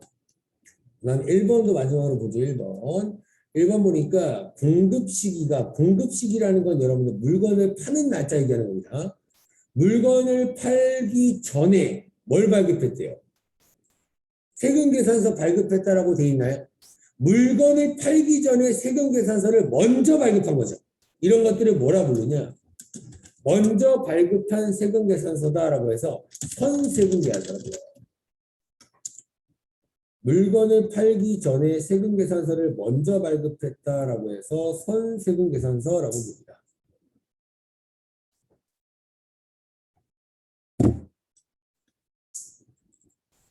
그래서 공급시기 물건을 팔기 전에 세금계산서를 발급하고 발급일로부터 7일 이내에 돈을 받는 경우에는 적법한 세금계산서로 본다. 맞는 표현입니다.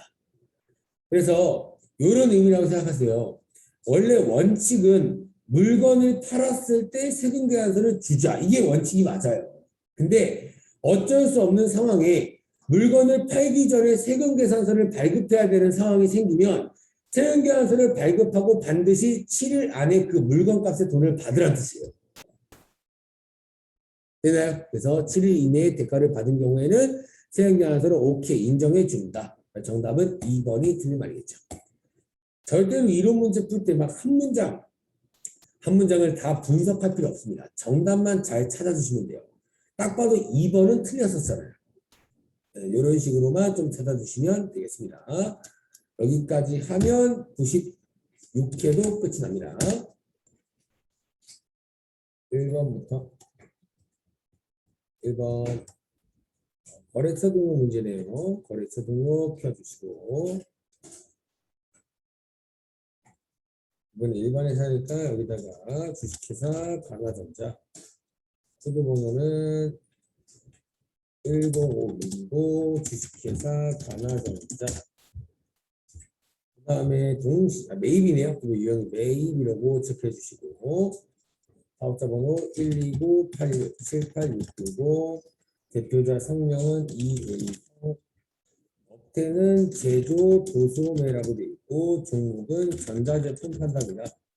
주소는 오른쪽에다가 서울특별시 서초구 신반프로 47길 118 101호 이렇게 써주시면 끝나겠죠.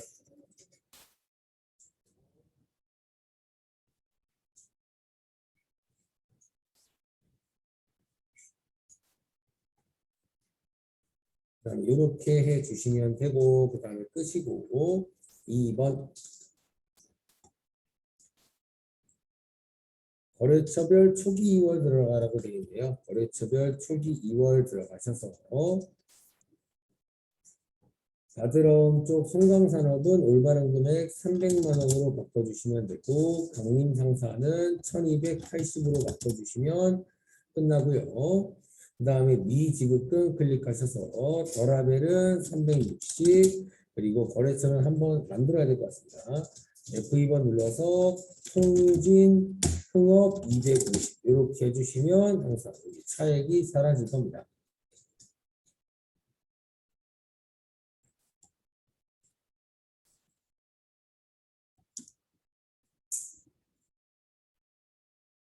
다음에 마지막 3번 전기분 문제 문제 보니까 항상 제가 원손인재라고 말씀을 드렸죠. 원손인재라고 말씀을 드렸고, 이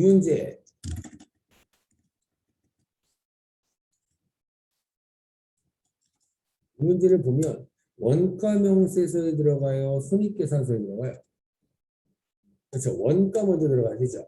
생산부 직원의 회식비 지출액 240만 원이 복리후생비로 반영돼 있다라고 잘못되어 있으니까 원가 명세서 들어가서 여기다가 복리후생비를 뭔가 추가로 쳐주시면 되는 거죠. 그렇죠? 복리후생비 590이라고 되어 있는데 240을 추가로 적어야 되니까 금액을 830으로 적어주시면 되겠네요. 맞아요. 여기다가 830이라고 적어주시고, 여기다 830 왜 적는지 알죠? 800번대로 잘못 처리했으니까 500번대 써준 겁니다. 올바르게. 그래서 여기서 당기 제품 지정가 확인하겠습니다. 옮겨 적어야 되니까 당기 제품 지정가가 439400 플러스. 이렇게 해주시면 되고, 그 다음에 원가 명세서 끄시고, 그 다음 장부 손익계산서 들어가셔서, 손익계산서 들어갔을 때 장기제품 제조원가가 안 보이니까 뭐 클릭하라 그랬어요? 매출원가 클릭하라 그랬죠? 제품 매출원가 클릭하면 아까 옮겨 적었던 거 439400 플러스 확인.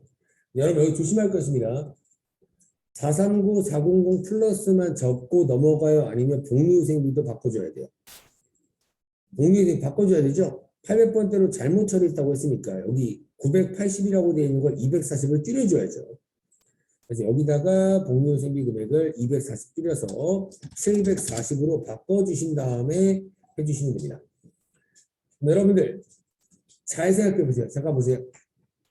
잘 생각해 보시면 지금 결국에 문제에서 복리후생비 500번대로 240을 잡아야 될 거를 몇 번대로 잡는 거예요? 이제 800번대로 지금 240을 잘못 잡았다는 얘기잖아요. 그래서 저희가 결국에 어떻게 했어요? 그래서 여기다가 240 적어주고 여기서 240 지웠죠. 당기순이익 금액이 바뀔까요? 똑같을까요? 똑같겠죠. 맞아요. 결국에 800번대에 써있던 거를 여기로 옮겨준 것뿐입니다. 당기순이익 영향은 똑같다고요. 그래서 여기 당기순이익 여기 꺼본 다음에 잉여금 들어가서 여기서 불러오기를 누르더라도 당기순이익이 안 변한다는 얘기예요.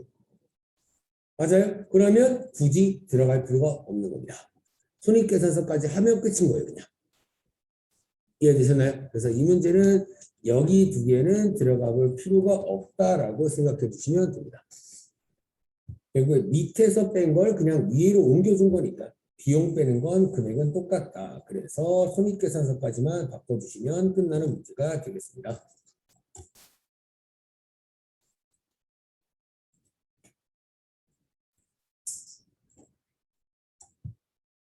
이렇게 주시면 되고, 그 다음에 이제 일반전표 입력 들어가야죠. 일반전표 입력 클릭하셔서 하나씩 풀어보도록 하겠습니다.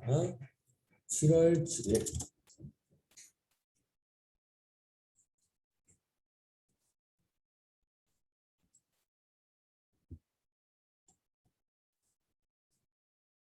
그 다음에 보니까 매출거래처인 달라일러가 회생계획 인가 결정을 받음에 따라 달라일러의 외상매출금 1,200만 원을 대손 처리한다는 얘기죠. 그러면 지금 달라일러라는 회사한테 받아야 될 외상매출금을 못 받게 됐다가 대손 처리잖아요. 외상매출금이 증가돼야 돼요? 없어야 돼요? 그렇죠? 대변으로 외상매출금을 이렇게 1,200만 원을 없애야 된다. 없애야 된다. 그 다음에 항상 대손 처리할 때는 충당금으로 먼저 처리하자고 했죠. 그래서 충당금 얼마 있대요? 500만 원. 대손 충당금 500만 원을 처리해 주시고 나머지는요. 대손 삼각비로 잡으시면 되죠. 대손 삼각비 700만 원 이렇게 분개해 주시면 되겠습니다.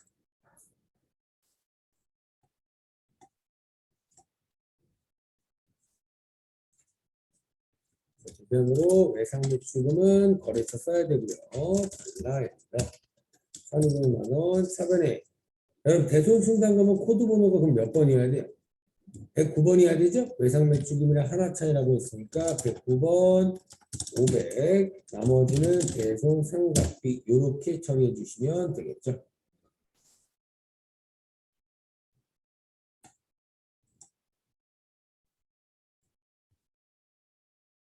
그 다음에 2번 문제 보도록 하죠. 2번 7월 15일자. 7월 15일자. 2번 문제 보니까 뭔가 노란 색깔 같이 생긴 게 나왔습니다. 이게 여러분들 실제로 어음입니다. 어음 종이가 이렇게 생겼어요. 그럼 보니까 매출거래처인 희망기계한테 또 외상매출금이라는 받을 돈이 나왔죠. 외상매출금 650만 원을 뭐래요? 다음에 이 어음을 받고 나머지는 보통예금으로 받았다. 결국에 1번 문제는 외상매출금을 못 받게 됐다는 대수 문제였지만 2번 문제는 외상매출금을 받았다는 문제가 돼요. 맞아요. 붕괴는 비슷하겠죠. 외상매출금 또 받았으니까 대변으로 외상매출금 성목 희망기계죠. 희망기계한테 받을 거 650만 원 요거고요. 근데 여러분들 650만 원을 한 번에 다 받아요? 두 가지로 받아요? 두 가지로 받죠? 어음을 받았으니까 무슨 어음이에요?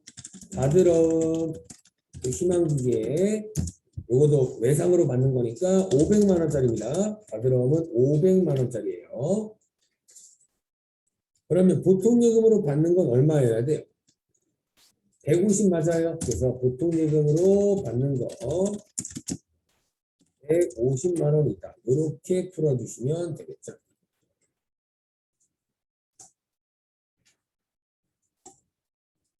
그래서 대변으로 외상매출금 희망기계한테 받을 돈이었고 650 없애고 차변에 받을 엄도 희망기계한테 받을 거니까 500 나머지는 보통예금 이렇게 분기해 주시면 되겠죠.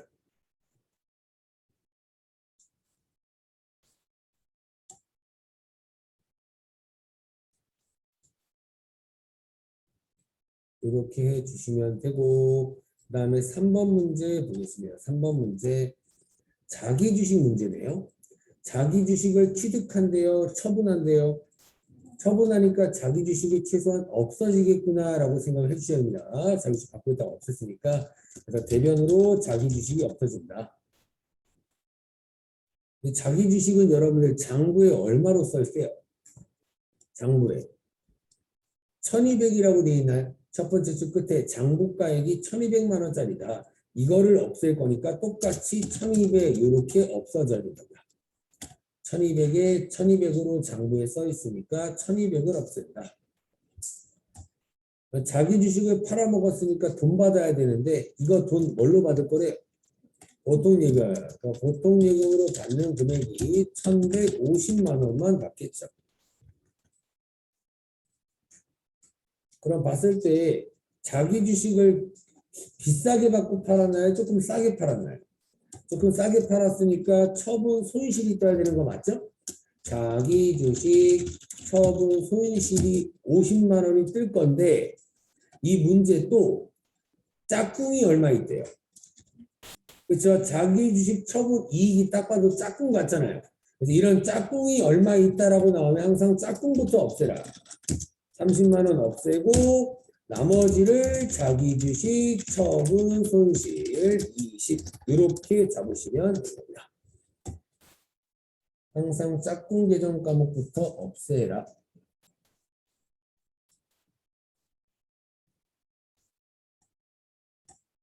이렇게 해주시면 되겠죠. 7월 20일자에 대변에 자기 주식 없어지고요. 차변의 보통예금으로 1150 받는데 원래 50만 원 싸게 팔았으면 손실로 다 담는 게 맞지만 장부에 짝꿍이 30 있으니까 짝꿍부터 없애주시고 나머지를 손실 이렇게 분개해 주시면 되겠습니다.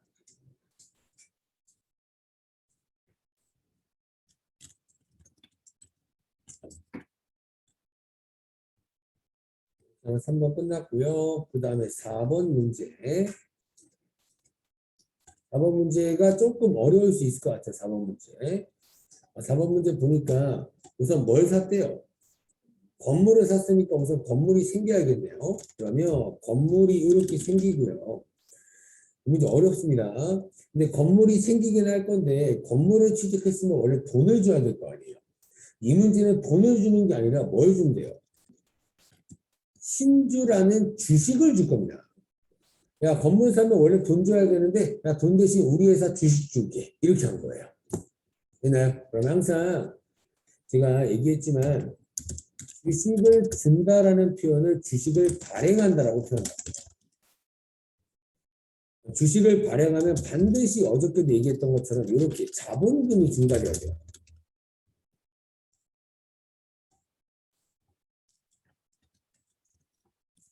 자본금이 증가. 그래서 대변에 사채 얘기하면서 같이 말씀을 드렸습니다. 대변에 자본금이 이렇게 증가돼야 됩니다. 몇 주 줬대요? 2만 주 준 거 맞아요? 2만 주가 증가돼야 되고 자본금은 항상 무슨 금액으로 잡아요? 사채처럼. 액면 금액으로 처리한다고요. 항상 자본금은 액면 금액으로 처리합니다. 사채랑 똑같아요. 사채를 발행하는 문제도 이런 식으로 대변의 사채.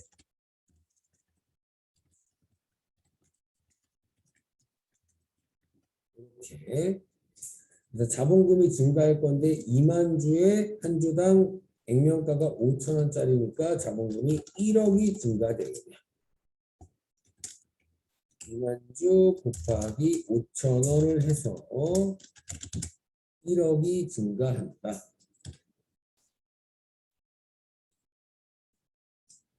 그러면 이제 문제가 되는 게 뭐냐? 건물도 1억인가? 이게 문제가 되는 거예요. 근데 보니까 액면가액은 5,000원이라고 해서 저희가 자본금 계정을 처리할 때 5,000원으로 처리를 했는데 이 주식을 발행했을 때 이 주식의 가격이 얼마짜리가 됐대요. 그렇죠? 지금 발행 시점에 공정가액이라는 거 이 지금 시가액이라는 겁니다. 우리 회사의 주식의 시가가 8,000원짜리라고 되는 거죠. 그러면 이 건물을 취득했을 때 5,000원짜리였으니까 주식을 발행하고 취득했을까요? 8,000원짜리였으니까 건물을 취득하고 주식을 줬을까요? 8,000원입니다. 한 8,000원 정도의 주식이고 2만 주의 가격 정도 되니까 건물을 팔았을 거 아니에요. 주식 받고. 맞아요. 그래서 건물 가격이 1억 6천이 돼야 됩니다. 2만 주에다가 8,000원짜리 주식을 받았으니까 1억 6천 이렇게 해주셔야 돼요. 이 문제가 좀 많이 어렵네요. 틀리라고 낸 문제 같아요. 2만 주를 발행했고 주당 공정가 주식의 가격이 8,000원짜리니까 이 정도 1억 6천짜리 건물이구나 라고 생각해 주시면 됩니다. 그러면 주식을 발행을 하면서 건물을 구입했는데 지금 우리 회사가 정해놓은 주식 가격이 커요? 건물 가격이 커요? 건물 가격이 크죠? 그래서 항상 주식을 발행할 때 뭔가 돈을 더 받았다라는 의미가 주식 발행 초과금이라고요. 6천 이런 분기가 됩니다. 자본금이 1억 늘고 건물은 1억 6천. 그럼 6천만 원 이득받네 라고 해서 주식 발행 초과금 6천 이렇게 분기해 주시면 되겠습니다. 어려워요. 문제. 대변에 자본금 1억, 건물 1억 6천, 그리고 주식 발행 초과금 6천 이렇게 분기하시면 끝.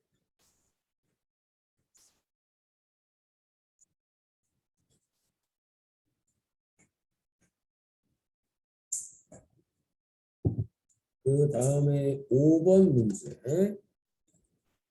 11월 19일자고요. 이 문제 뭔가 돈을 쓰고 있는 것 같아요. 마지막 보니까 현금으로 줬다라는 말이 보이네요. 그러면 현금으로 줬으니까 현금이 감소돼야 되겠죠? 그래서 대변으로 현금 감소됩니다. 얼마 줬대요? 12만 원 줬다라고 했습니다. 이걸 준 이유가 뭐예요?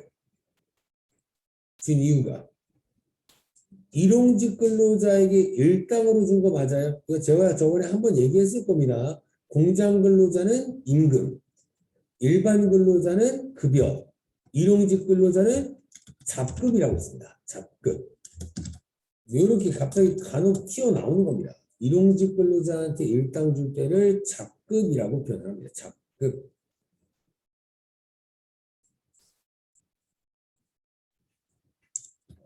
대변에 현금으로 12만 원 줬고 차변에 잡급 500번대냐 800번대냐 쓰면 되는데 이 문제 영업부서에 대한 일용직 근로자니까 800번대 잡급으로 처리해 주시면 되겠죠.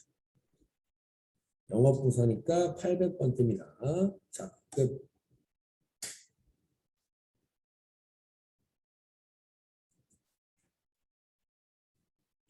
그 다음에 마지막 일반적으로 마지막 6번 문제는 6번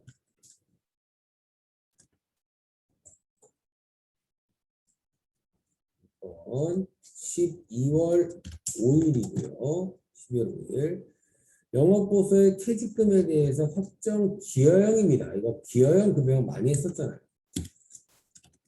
기여형 급여형 이거 꼭 기여형 하자마자 퇴직급여라고 있고요. 급여형 하자마자 퇴직연금 운용자산이라고 있습니다. 이거 꼭 기억해야 돼요. 퇴직금 얘기가 엄청 많이 나옵니다. 기여형이냐 급여형에 따라서 분기가 달라지기 때문에 이거 기여형 급여형 이거 꼭 알고 계셔야 됩니다. 기여형 급여형 기여형일 때는 퇴직급여 급여형일 때는 운용자산 당연히 대변은 돈이 나오겠죠.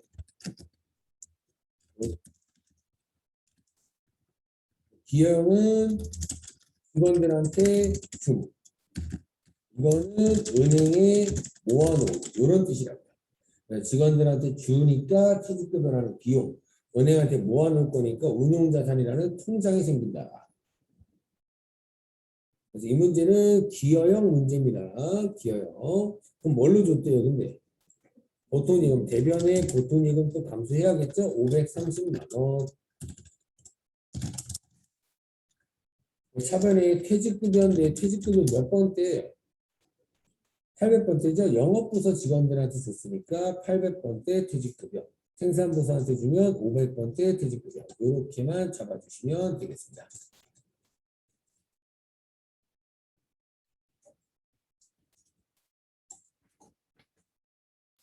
이번 회차 합격률 낮습니다. 이거 합격률 30%짜리예요. 10명 중에 3명 붙은 시험이라는 거. 그 다음에 일반 전표 이제 꺼주시고요. 이제 메인 매치 전표 입력 한번 들어가 보도록 하겠습니다. 메인 매치 전표 입력. 날짜 8월 3일자. 이 문제 보니까 증빙 뭐 나왔어요? 계산서 나온 거 보이세요? 계산서 나왔습니다. 제가 계산서는 여러분들 항상 과세거래 때 주고받는 거라고 했어요? 면세거래라고 했어요? 면세거래라고 했습니다. 그러니까 부가세가 빵원이라고 써 있는 거겠죠. 전자계산서를 지금 받았다는 거 맞아요? 전자계산서를 받았으니까 매입거래가 될 겁니다.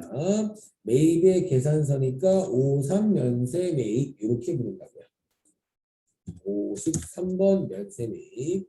품목 보니까 이거 왜 줬대요, 근데? 돈. 관리비래요. 관리비 이렇게 했습니다. 관리비로 3만 원 냈고요. 3만 원. 거래처는 에이스 오피스텔. 에이스 오피스텔.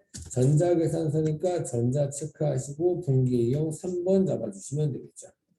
차변에 원재료가 생기면 안 되죠. 그래서 이 문제를 아이고 참 이 문제도 제 생각에 틀리게 만든 것 같아요. 왜 그러냐면 이거 여러분들 돈 왜 냈다고요 지금? 그렇죠. 건물 관리비로 낸 거죠. 그래서 이 계정 과목이 처음 나왔습니다. 여기서. 근데 요거는 외울 필요는 없을 것 같아요. 그래서 이거 자체가 관리비이기 때문에 계정 과목이 건물 관리비입니다. 이게 처음 나왔어요. 모든 시험에서 한 번도 나오지 않았던 계정 과목입니다. 여러분들 시험에도 안 나올 거예요. 그래서 차변에 건물 관리비 이런 식으로 있네요. 건물 관리비. 건물 관리비 금액은 3만 원. 그리고 대변에 관리비 뭘로 냈대요? 보통 예금 이렇게 분기해 주시면 끝이 나겠죠.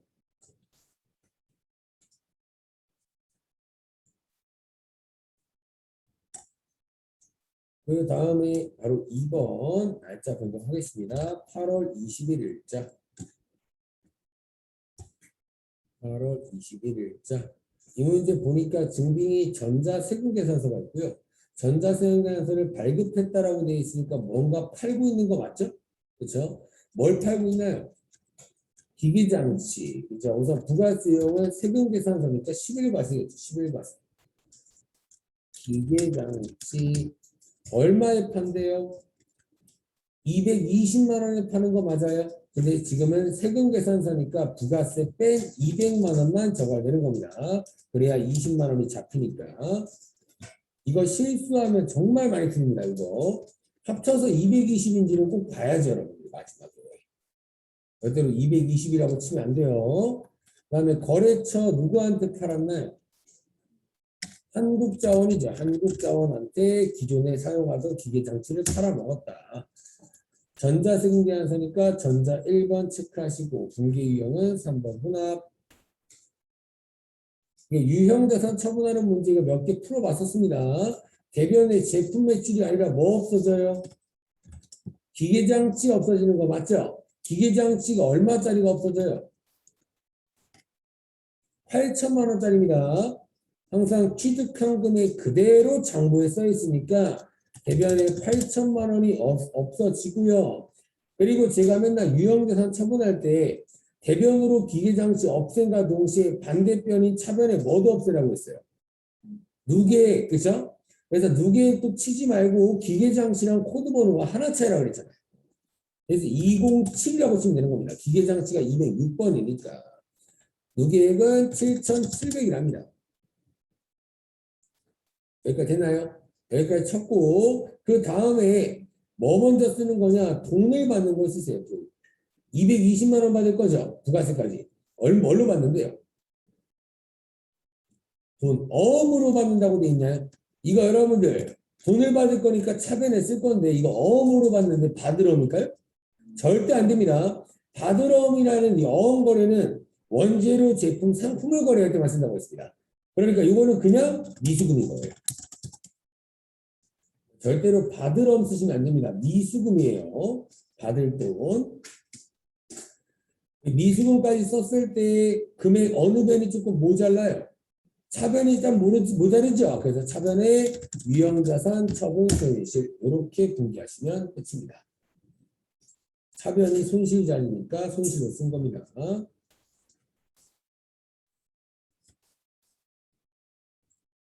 이렇게 분기하시면 되고요. 그 다음에 3번 문제 날짜 10월 15일자 다음 자료를 보고 적절하게 회계 처리해라. 우선 증빙은 세금계산서고요. 우리 회사 이름이 뭐예요? 성모기계 맞아요. 프로그램 우측 상단에 있다라고 했습니다. 성모기계. 성모기계가 공급받는 자 쪽에 있으니까 뭔가 구입을 하고 있는 문제 같네요. 그렇죠? 세금계산서를 받은 상황이니까 매입 거래인데 제가 세금계산서 받을 때마다 맨날 불공의심하라 그랬죠. 이 문제 불공일까요? 아닐까요?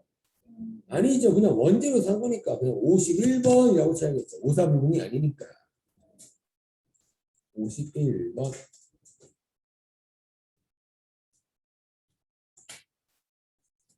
품목은 원재료.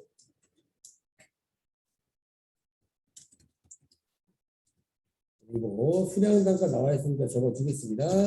100개 33,000원. 거래처는 물은이라는 곳에서 샀고요. 물은. 전자 체크하시고 분기 이용 3번 혼합 잡겠습니다. 원재료 구입했으니까 차변에 원재료 맞죠? 대변에 돈만 주면 됩니다. 돈 뭘로 줄 거래요? 그렇죠. 수표로 준다는 거 맞아요. 근데 그 수표가 자기압 수표일 수도 있고 당좌 수표일 수도 있다는 얘기예요. 문제에서 뭐래요? 당좌 수표임이라고 나와 있죠. 그럼 대변에 뭘 감소시켜요? 당좌 예금. 당좌 예금. 그리고 대변에 나머지 돈은 외상이죠. 그러니까 대변에 줄 돈 뭐 잡아야 돼요? 외상, 매입금 이렇게 잡으시면 되겠죠. 줄 돈이니까 외상, 매입금 이렇게 잡아주시면 됩니다. 받을 돈이 외상 매출금, 줄 돈이 외상 매입금. 그 다음에 이제 4번 문제 11월 30일자 이 문제도 증빙이 세금계산서 받았다는 얘기죠. 이 문제는 아까처럼 51번이에요. 이번엔 불공일까요? 네, 불공입니다. 2000cc니까 불공, 54 불공. 품목은 차량. 공급가액은 60만 원짜리네요. 거래처는 렌트고요. 렌트. 뭐 자동차를 구입하는 게 아니라 렌트 빌리고 있나 봐요. 전자 체크하시고 불공제 사용은 승용차와 관련된 거니까 3번 체크하시고 분계 유형도 3번. 차변에 원재료가 아니라 뭘로 처리해야 돼요? 여러분 이거 차량 운반구 이런 거 안 됩니다. 지금 자동차 산 게 아니라 자동차를 빌려서 빌린 값을 내고 있는 거잖아요. 그러니까 임차료라고요. 빌린 값이니까 임차료가 맞아요. 임차료. 그래서 문제에서 이렇게 임차료는 이라고 세 번째 줄, 두 번째 줄에 다 알려줬잖아요. 임차료라고 알려준 겁니다. 빌린 값. 임차료. 500번대예요, 800번대예요. 800번대죠. 영업부 직원에 비해서 차량 임차한 거니까 800번대. 대변의 돈 지금 줘요, 나중에 줘요. 그렇죠. 12월 10일 날 이체될 거니까 지금은 외상인 거죠. 그러니까 외상 아까처럼 외상 매입금 잡아요. 이번에 미지급금이에요. 미지급금 잡아야죠. 원재료 구입한 게 아니니까.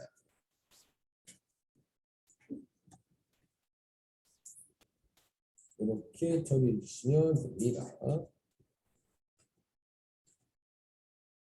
그 다음에 5번 문제 보니까 이 문제는 증빙이 그냥 세금계산서가 아니라 영세율 전자세금계산서를 발급했다라고 되어 있습니다. 증빙을 발급했으니까 영세 매출이네요. 그죠? 영세 매출이니까 12 영세입니다. 12 영세 매출. 품목은 제품이고요. 수량은 100개, 단가는 15만 원. 그럼 공급가액이 1,500만 원이 잡힐 거고 누구한테 팔았나 보니까 유성산업. 그리고 전자체크하고 여러분들이 12 영세 매출일 때 영세요금 몇 번이에요? 여러분들 16 수출일 때가 1번입니다. 12 영세는 제가 1, 2, 3 이렇게 기억하라고 했잖아요. 맞아요. 그러니까 3번이 맞다고요. 내국신용장 구매확인서. 여기 위에 문제에서도 구매확인서에 의해서라고 되어 있으니까.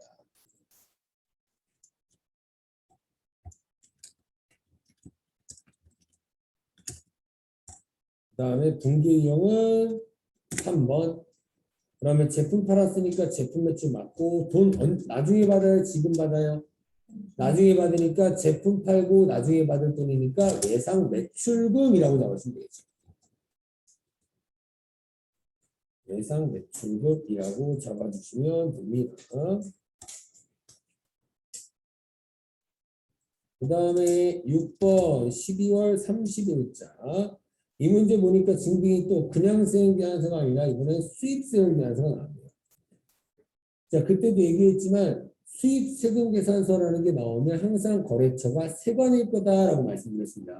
그래서 문제에서도 인천 세관으로부터 수입세금계산서를 받았다라고 돼 있어요. 그러면 수입 문제니까 부가세 이용은 몇 번 집어넣어야 돼요? 이제 55번입니다. 55 수입분이라고 써 있을 거예요, 여러분들. 55 수입. 수입 쪽은 여러분들 많이 나오는 편은 아니니까 그냥 찾으시면 돼요. 수입분이라고 떡하니 써 있으니까 매입 쪽에 55 수입.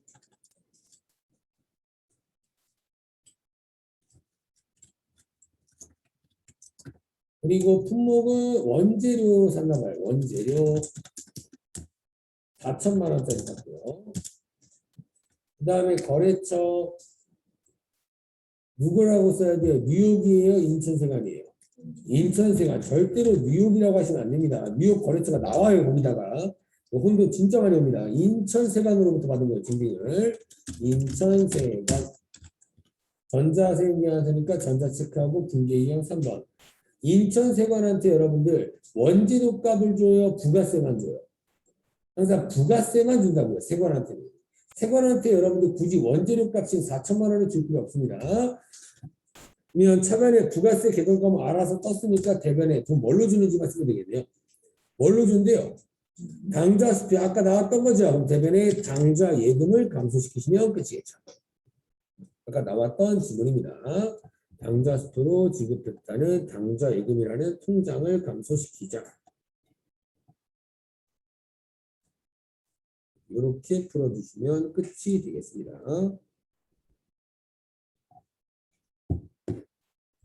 그 다음에 메인 매출점표 문제가 끝났으니까 이제 오류 발견하는 문제가 나올 거예요. 오류 발견하는 문제는 일반 점표 문제인지 메인 매출점표 문제인지 확인해야 되는데 1번 문제 일반 점표일까요? 메인 매출점표일까요? 그렇죠. 증빙이 없으니까 일반 점표고요. 2번 문제는요. 그렇죠. 메인 매출이겠네요. 세금 계산서라는 걸 받았으니까 이거는 메인 매출 점표가 될 거다.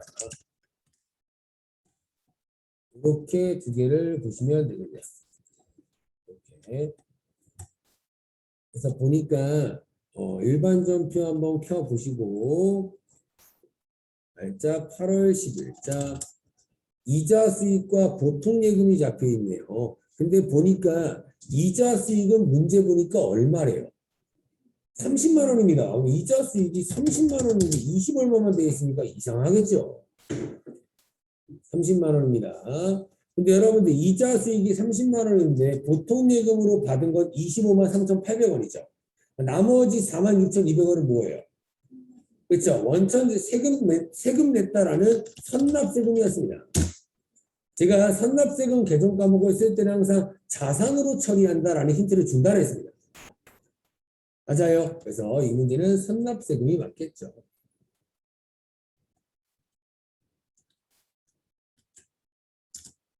이렇게 주시면 되고 그 다음에 메인 매출점표 입력을 봐보죠. 메인 매출점표 입력.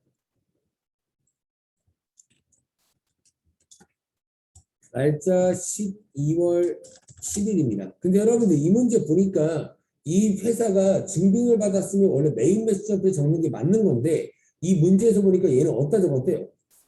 아, 그러면 또 일반 점표를 들어가서 또 삭제하고 넘어가야겠네. 맞아요. 일반 점표 12월 10일 들어가서 요거 삭제하겠습니다.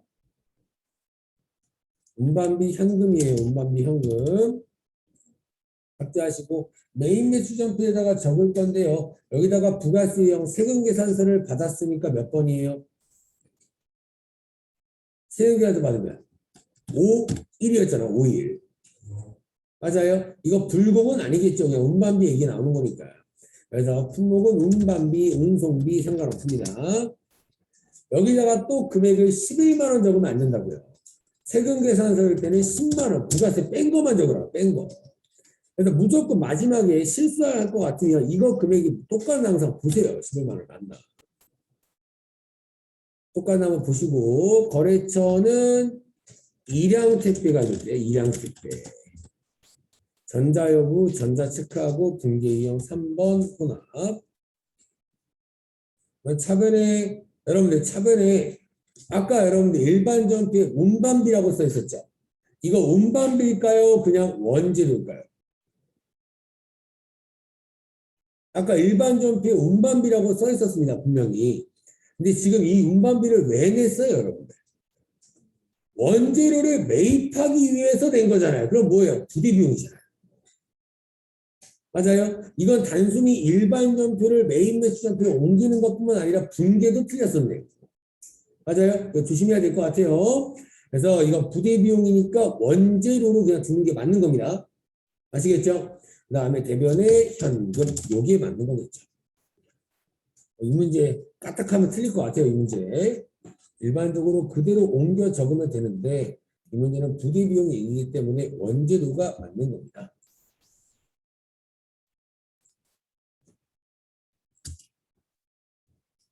이렇게 주시면 되고 이제 결산 문제니까 일반 점표 입력 들어가셔서 12월 31일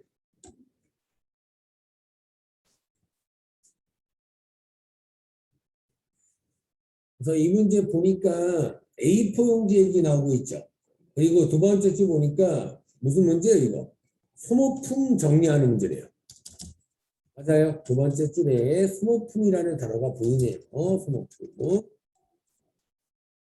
그러면 항상 소모품 문제가 나올 때는 여러분들이 판단하는 게 구입했을 때 어떻게 처리했었나 이게 첫 번째라고요. 구입했을 때 어떻게 처리했나 이게 첫 번째입니다. 항상. 그럼 보니까 A4용지 10박스를 구입했을 때 소모품으로 잡았었대요. 소모품 B로 잡았었대요. 그래서 소모품으로 처리하였다라고 되어 있습니다. 그러면 차변에 엄청 어렵게 내려고 쓰는 것 같아요. 차변에 소모품을 잡을 건데 소모품을 얼마 잡았을까요? 여러분들 10만 원입니다. 10만 원. 만 원은 부가세잖아요. 맞아요? 그래서 11만 원에 구입을 했지만 부가세 만 원을 빼고 소모품은 10만 원만 잡혔을 거 아니에요. 그걸 모를까봐 첫 번째 줄 끝에 공급가액이 10만 원에 대해서 소모품으로 잡았다라고 되어 있는 겁니다. 맞나요? 소모품 10만 원 이렇게 잡았을 거고 예전에 뭐 돈 줬겠죠. 지금은 부가세 개정 과목이 중요한 게 아니라 소모품을 정리하는 거니까 소모품만 쓴 겁니다. 지금. 뭐 결산 때 소모품이라고 잡았는데 10박스를 지금 몇 박스가 남아있대요. 몇 박스는 사라졌어요. 6박스는 썼죠. 6박스는 썼으니까 소모품도 없애줘야죠. 6박스만큼. 10박스 다 있어서 10만 원 잡았지만 이제 4박스밖에 없으니까 6박스는 없애줘야죠. 그래서 대변으로 소모품을 6박스는 얼마예요? 6만 원이겠네요. 10박스에 10만 원이니까 한 박스당 만 원인가 봐요. 6만 원 없애고요. 차변에도 6만 원 잡을 건데 차변에 짝꿍 뭐 나와야 돼요? 소모품 B 이렇게 잡아주시면 되겠죠. 소모품이랑 소모품 B랑 짝꿍입니다. 이렇게 분개해 주시면 됩니다. 그래서 항상 소모품 문제는 규칙상 이런 게 있다고 했습니다. 차변에 있던 게 대변으로 간다. 이게 규칙성이에요.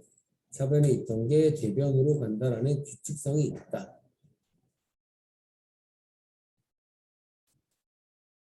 이렇게 분개해 주시면 되겠습니다. 그래서 차변에 소모품이 800번 뜨죠? 판매부서에서 썼으니까 800번 때 6만원, 대변에 소모품 6만원 이렇게 분개해 주시면 되겠죠.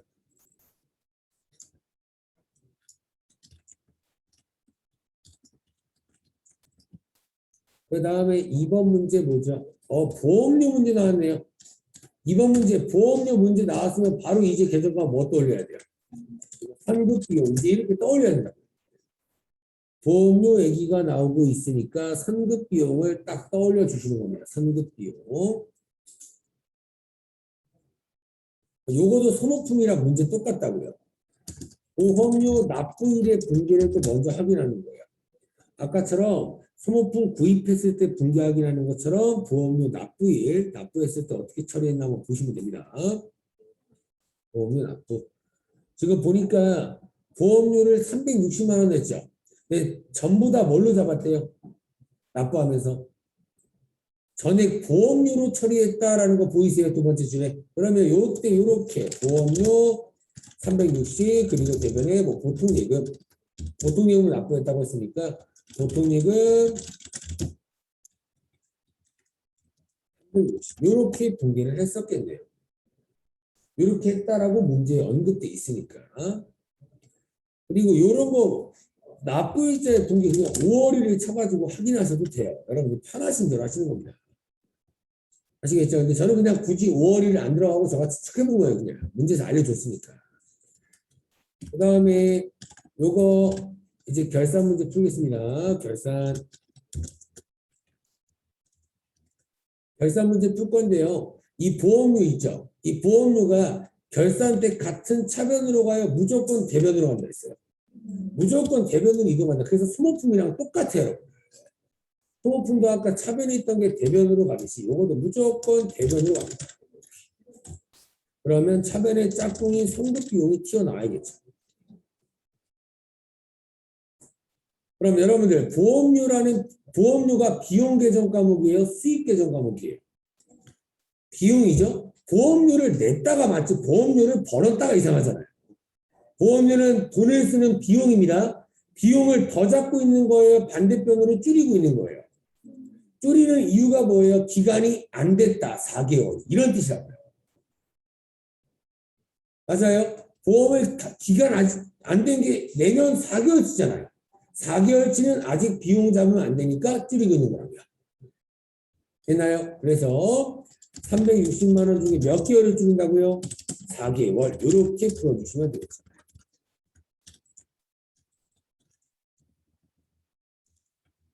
그다음에 얼마 나오나요? 120? 네, 이 정도 나오네요. 그럼 120 구했으면 여기에도 120, 여기에도 120 이렇게 해주시면 됩니다. 상급비용 문제 정말 잘 나옵니다.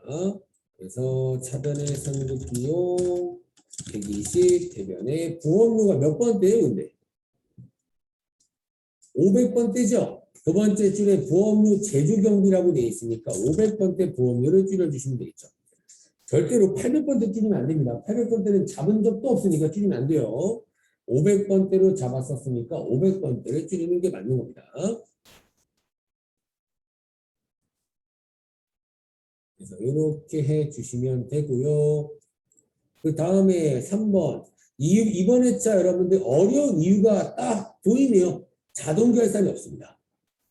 다 결산이 수동이잖아요. 그거 엄청 어려운 겁니다. 그럼 3번도 뭐죠? 3번 문제 무슨 문제예요? 현금과 부족 문제 맞아요. 현금과 부족은 반드시 결산 때까지 더 만든다고 했어요? 없앤다고 했어요? 없앤다. 현금과 부족을 기준에 이거를 차변에 썼었는지 대변에 썼었는지에 따라서 없애는 면이 달라지겠네요. 현금과 부족을 어느 변에 썼었어요? 문제에서. 차변이라고 되어 있는 거 맞아요? 그러면 없앨 때는 어느 변으로 없어요? 대변. 이렇게 풀어야겠죠. 차변에 썼던 현금가 부족이니까 없앨 때는 대변에 써라. 잠깐 보세요. 제가 분계 문제 풀 때요. 분계 문제 풀 때 가끔씩 조회하라는 문제가 나오면 항상 여기 들어가서 작게 다시 잡죠. 여기 들어가서 왜 그러냐면 이 문제에서 이게 빠지면 어려울 거 아니에요. 맞아요? 그러면 이게 빠졌으면 찾아봐야 됩니다. 학기 다시 한번 들어가서 엔터 치면 이런 식으로 여기 밑에 현금가 부족이 어느 변의 금액이 써 있어요. 차별에 써 있잖아요. 이렇게 확인도 할 줄 알아야 됩니다. 문제에서 무조건 힌트를 주는 게 아니잖아요. 힌트를 안 줄 수도 있으니까 학교 다시 학교 들어가서 어느 변에 썼는지 좀 확인을 좀 하자. 이렇게까지 좀 알고 있어야 어렵게 나도 맞추겠죠. 됐나요? 이렇게 확인해 주시면 되고요. 대변에 2만 원 없애고요. 원인 찾았대요? 못 찾았대요? 못 찾았을 때는 제가 잡이익, 잡손실로 처리한다고 그랬잖아요. 이거 잡이익이 나와야 돼요? 잡손실이 나와야 돼요? 손실을 알죠. 차변이 비용 자리인데. 그리고 문제에서 친절하게 비용 처리하라고 했으니까 잡손실이라고 처리해 주면 됩니다. 이번에 현금값을 2만 원 없애고 차변에 잡손실 이렇게 처리해 주시면 끝이겠죠.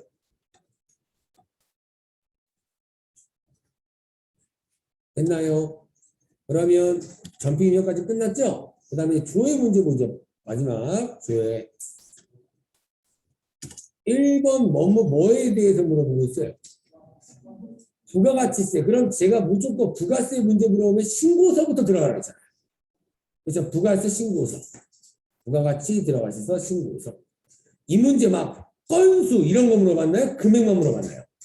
금액만 물어봤으니까 여기서 확인이 될 거란 얘기예요. 4월부터 6월로 주의하시고 이 문제 근데 뭘 물어봤어요 지금? 납부할 부가세가 얼마냐로 물어봤죠? 그냥 생각해 보세요. 납부 최종적으로 내야 되는 부가세가 위쪽에 써 있을까요? 아래쪽에 써 있을까요? 아래쪽. 그럼 이게 그냥 정답이잖아요. 이거. 이게 최종으로 납부할세액입니다. 됐나요? 이런 겁니다. 잠깐 보세요. 잠깐만. 이거 보세요. 원래 납부세액이라는 게 여기 써 있습니다. 저번에 보여드렸듯이 여기 써 있거든요. 400 얼마라고 돼 있죠. 근데 밑에 어떤 금액이 써 있어요? 200만 원이 써 있죠. 이게 뭐래요? 예정신고 미환급세액이라고 프로그램에 써 있는 거 보이세요? 그래서 400 얼마를 원래 내야 되는데 예정신고 때 아직 못 돌려받은 게 200 있었으니까 까고 200 얼마 낸다. 이런 뜻이야. 그러니까 그래서 이런 말이 있구나라고 그냥 생각해 주시면 됩니다. 아시겠죠? 그래서 400을 내야 됐는데 200 까고 이만큼만 낸다. 이게 정답이에요. 되셨나요? 그러면 2377100 풀어주시면 되고, 그 다음에 2번 보죠. 2번. 여러분 2번 3번 같은 건 많이 봤죠? 2번 여러분들 바로 어디 들어가요? 이거 제가 뭐라 그랬어요? 월기표 들어가서도 찾을 수 있지만 총계정 원장이 조금 더 깔끔하게 써있다 했잖아요. 맞아요? 둘 다 아무 데나 들어가셔도 돼요. 저는 좀 깔끔하게 총계정 원장 들어가겠습니다. 기간 1월 1일부터 6월 30일 접대비 800번대래요. 몇 월이 가장 많이 썼어요? 5월 342만 5천 원. 이렇게 확인하시면 끝이겠죠. 5월 342만 5천 원. 됐나요? 그래서 월별 사용금액 1월부터 6월까지의 사용금액을 비교해 봐야 되죠. 이러면 총계정 원장이 깔끔하다고요. 됐어요? 그 다음에 마지막 3번. 이거 뭘 물어봤어요? 유동부채. 이거 저번에 막 유동자산과 유동부채 차이가 얼마나 이런 거 많이 물어봤잖아요. 최소한 부채 금액이 있어야 되니까 어디 들어가요? 재무상태표겠죠. 재무상태표가 자산부채 자본금액이 있으니까 6월 물어봤으니까 6월 쳐주시고, 무슨 부채 물어봤다고요? 유동부채. 근데 이 문제에 유동부채를 물어봤는데 뭘 물어봤냐면 저번 달 거랑 비교해보라는 얘기죠. 맞아요? 6월에는 유동부채가 얼마예요? 4억 얼마인 거 맞아요? 그렇죠? 6월 달에는 4억 얼마라고 지금 판단이 됩니다. 이렇게 6월이라고 쳤을 때 유동부채 금액 물어봤으니까 몇 월 붙여봐야 돼요? 절대로 6 아닙니다. 이거랑 비교하시면 안 돼. 이거는 여러분들 작년입니다. 작년. 아시겠죠? 지금 작년 거 물어보지도 않았어요. 저번 달 거 전월을 물어봤지. 그러면 다시 5월 쳐보고. 5월 유동부채는 3억 얼마라고 썼네요. 맞아요? 이거 5월은 3억 얼마. 이렇게 지금 써 있는 걸 확인했습니다. 유동부채 세무상태표 들어가서 조회를 한 겁니다. 됐나요? 요거 빼버리면 되겠죠. 계산기를 켜서 813-682 300 마이너스 334 238 350 하면 요게 정답이겠네요. 7,944만 4천. 요게 정답. 저번 달 대비 얼마나 증가했냐라고 물어봤으니까 6월 달과 5월 달을 보시고 비교해 주시면 되겠습니다. 여기까지가 실기 끝입니다.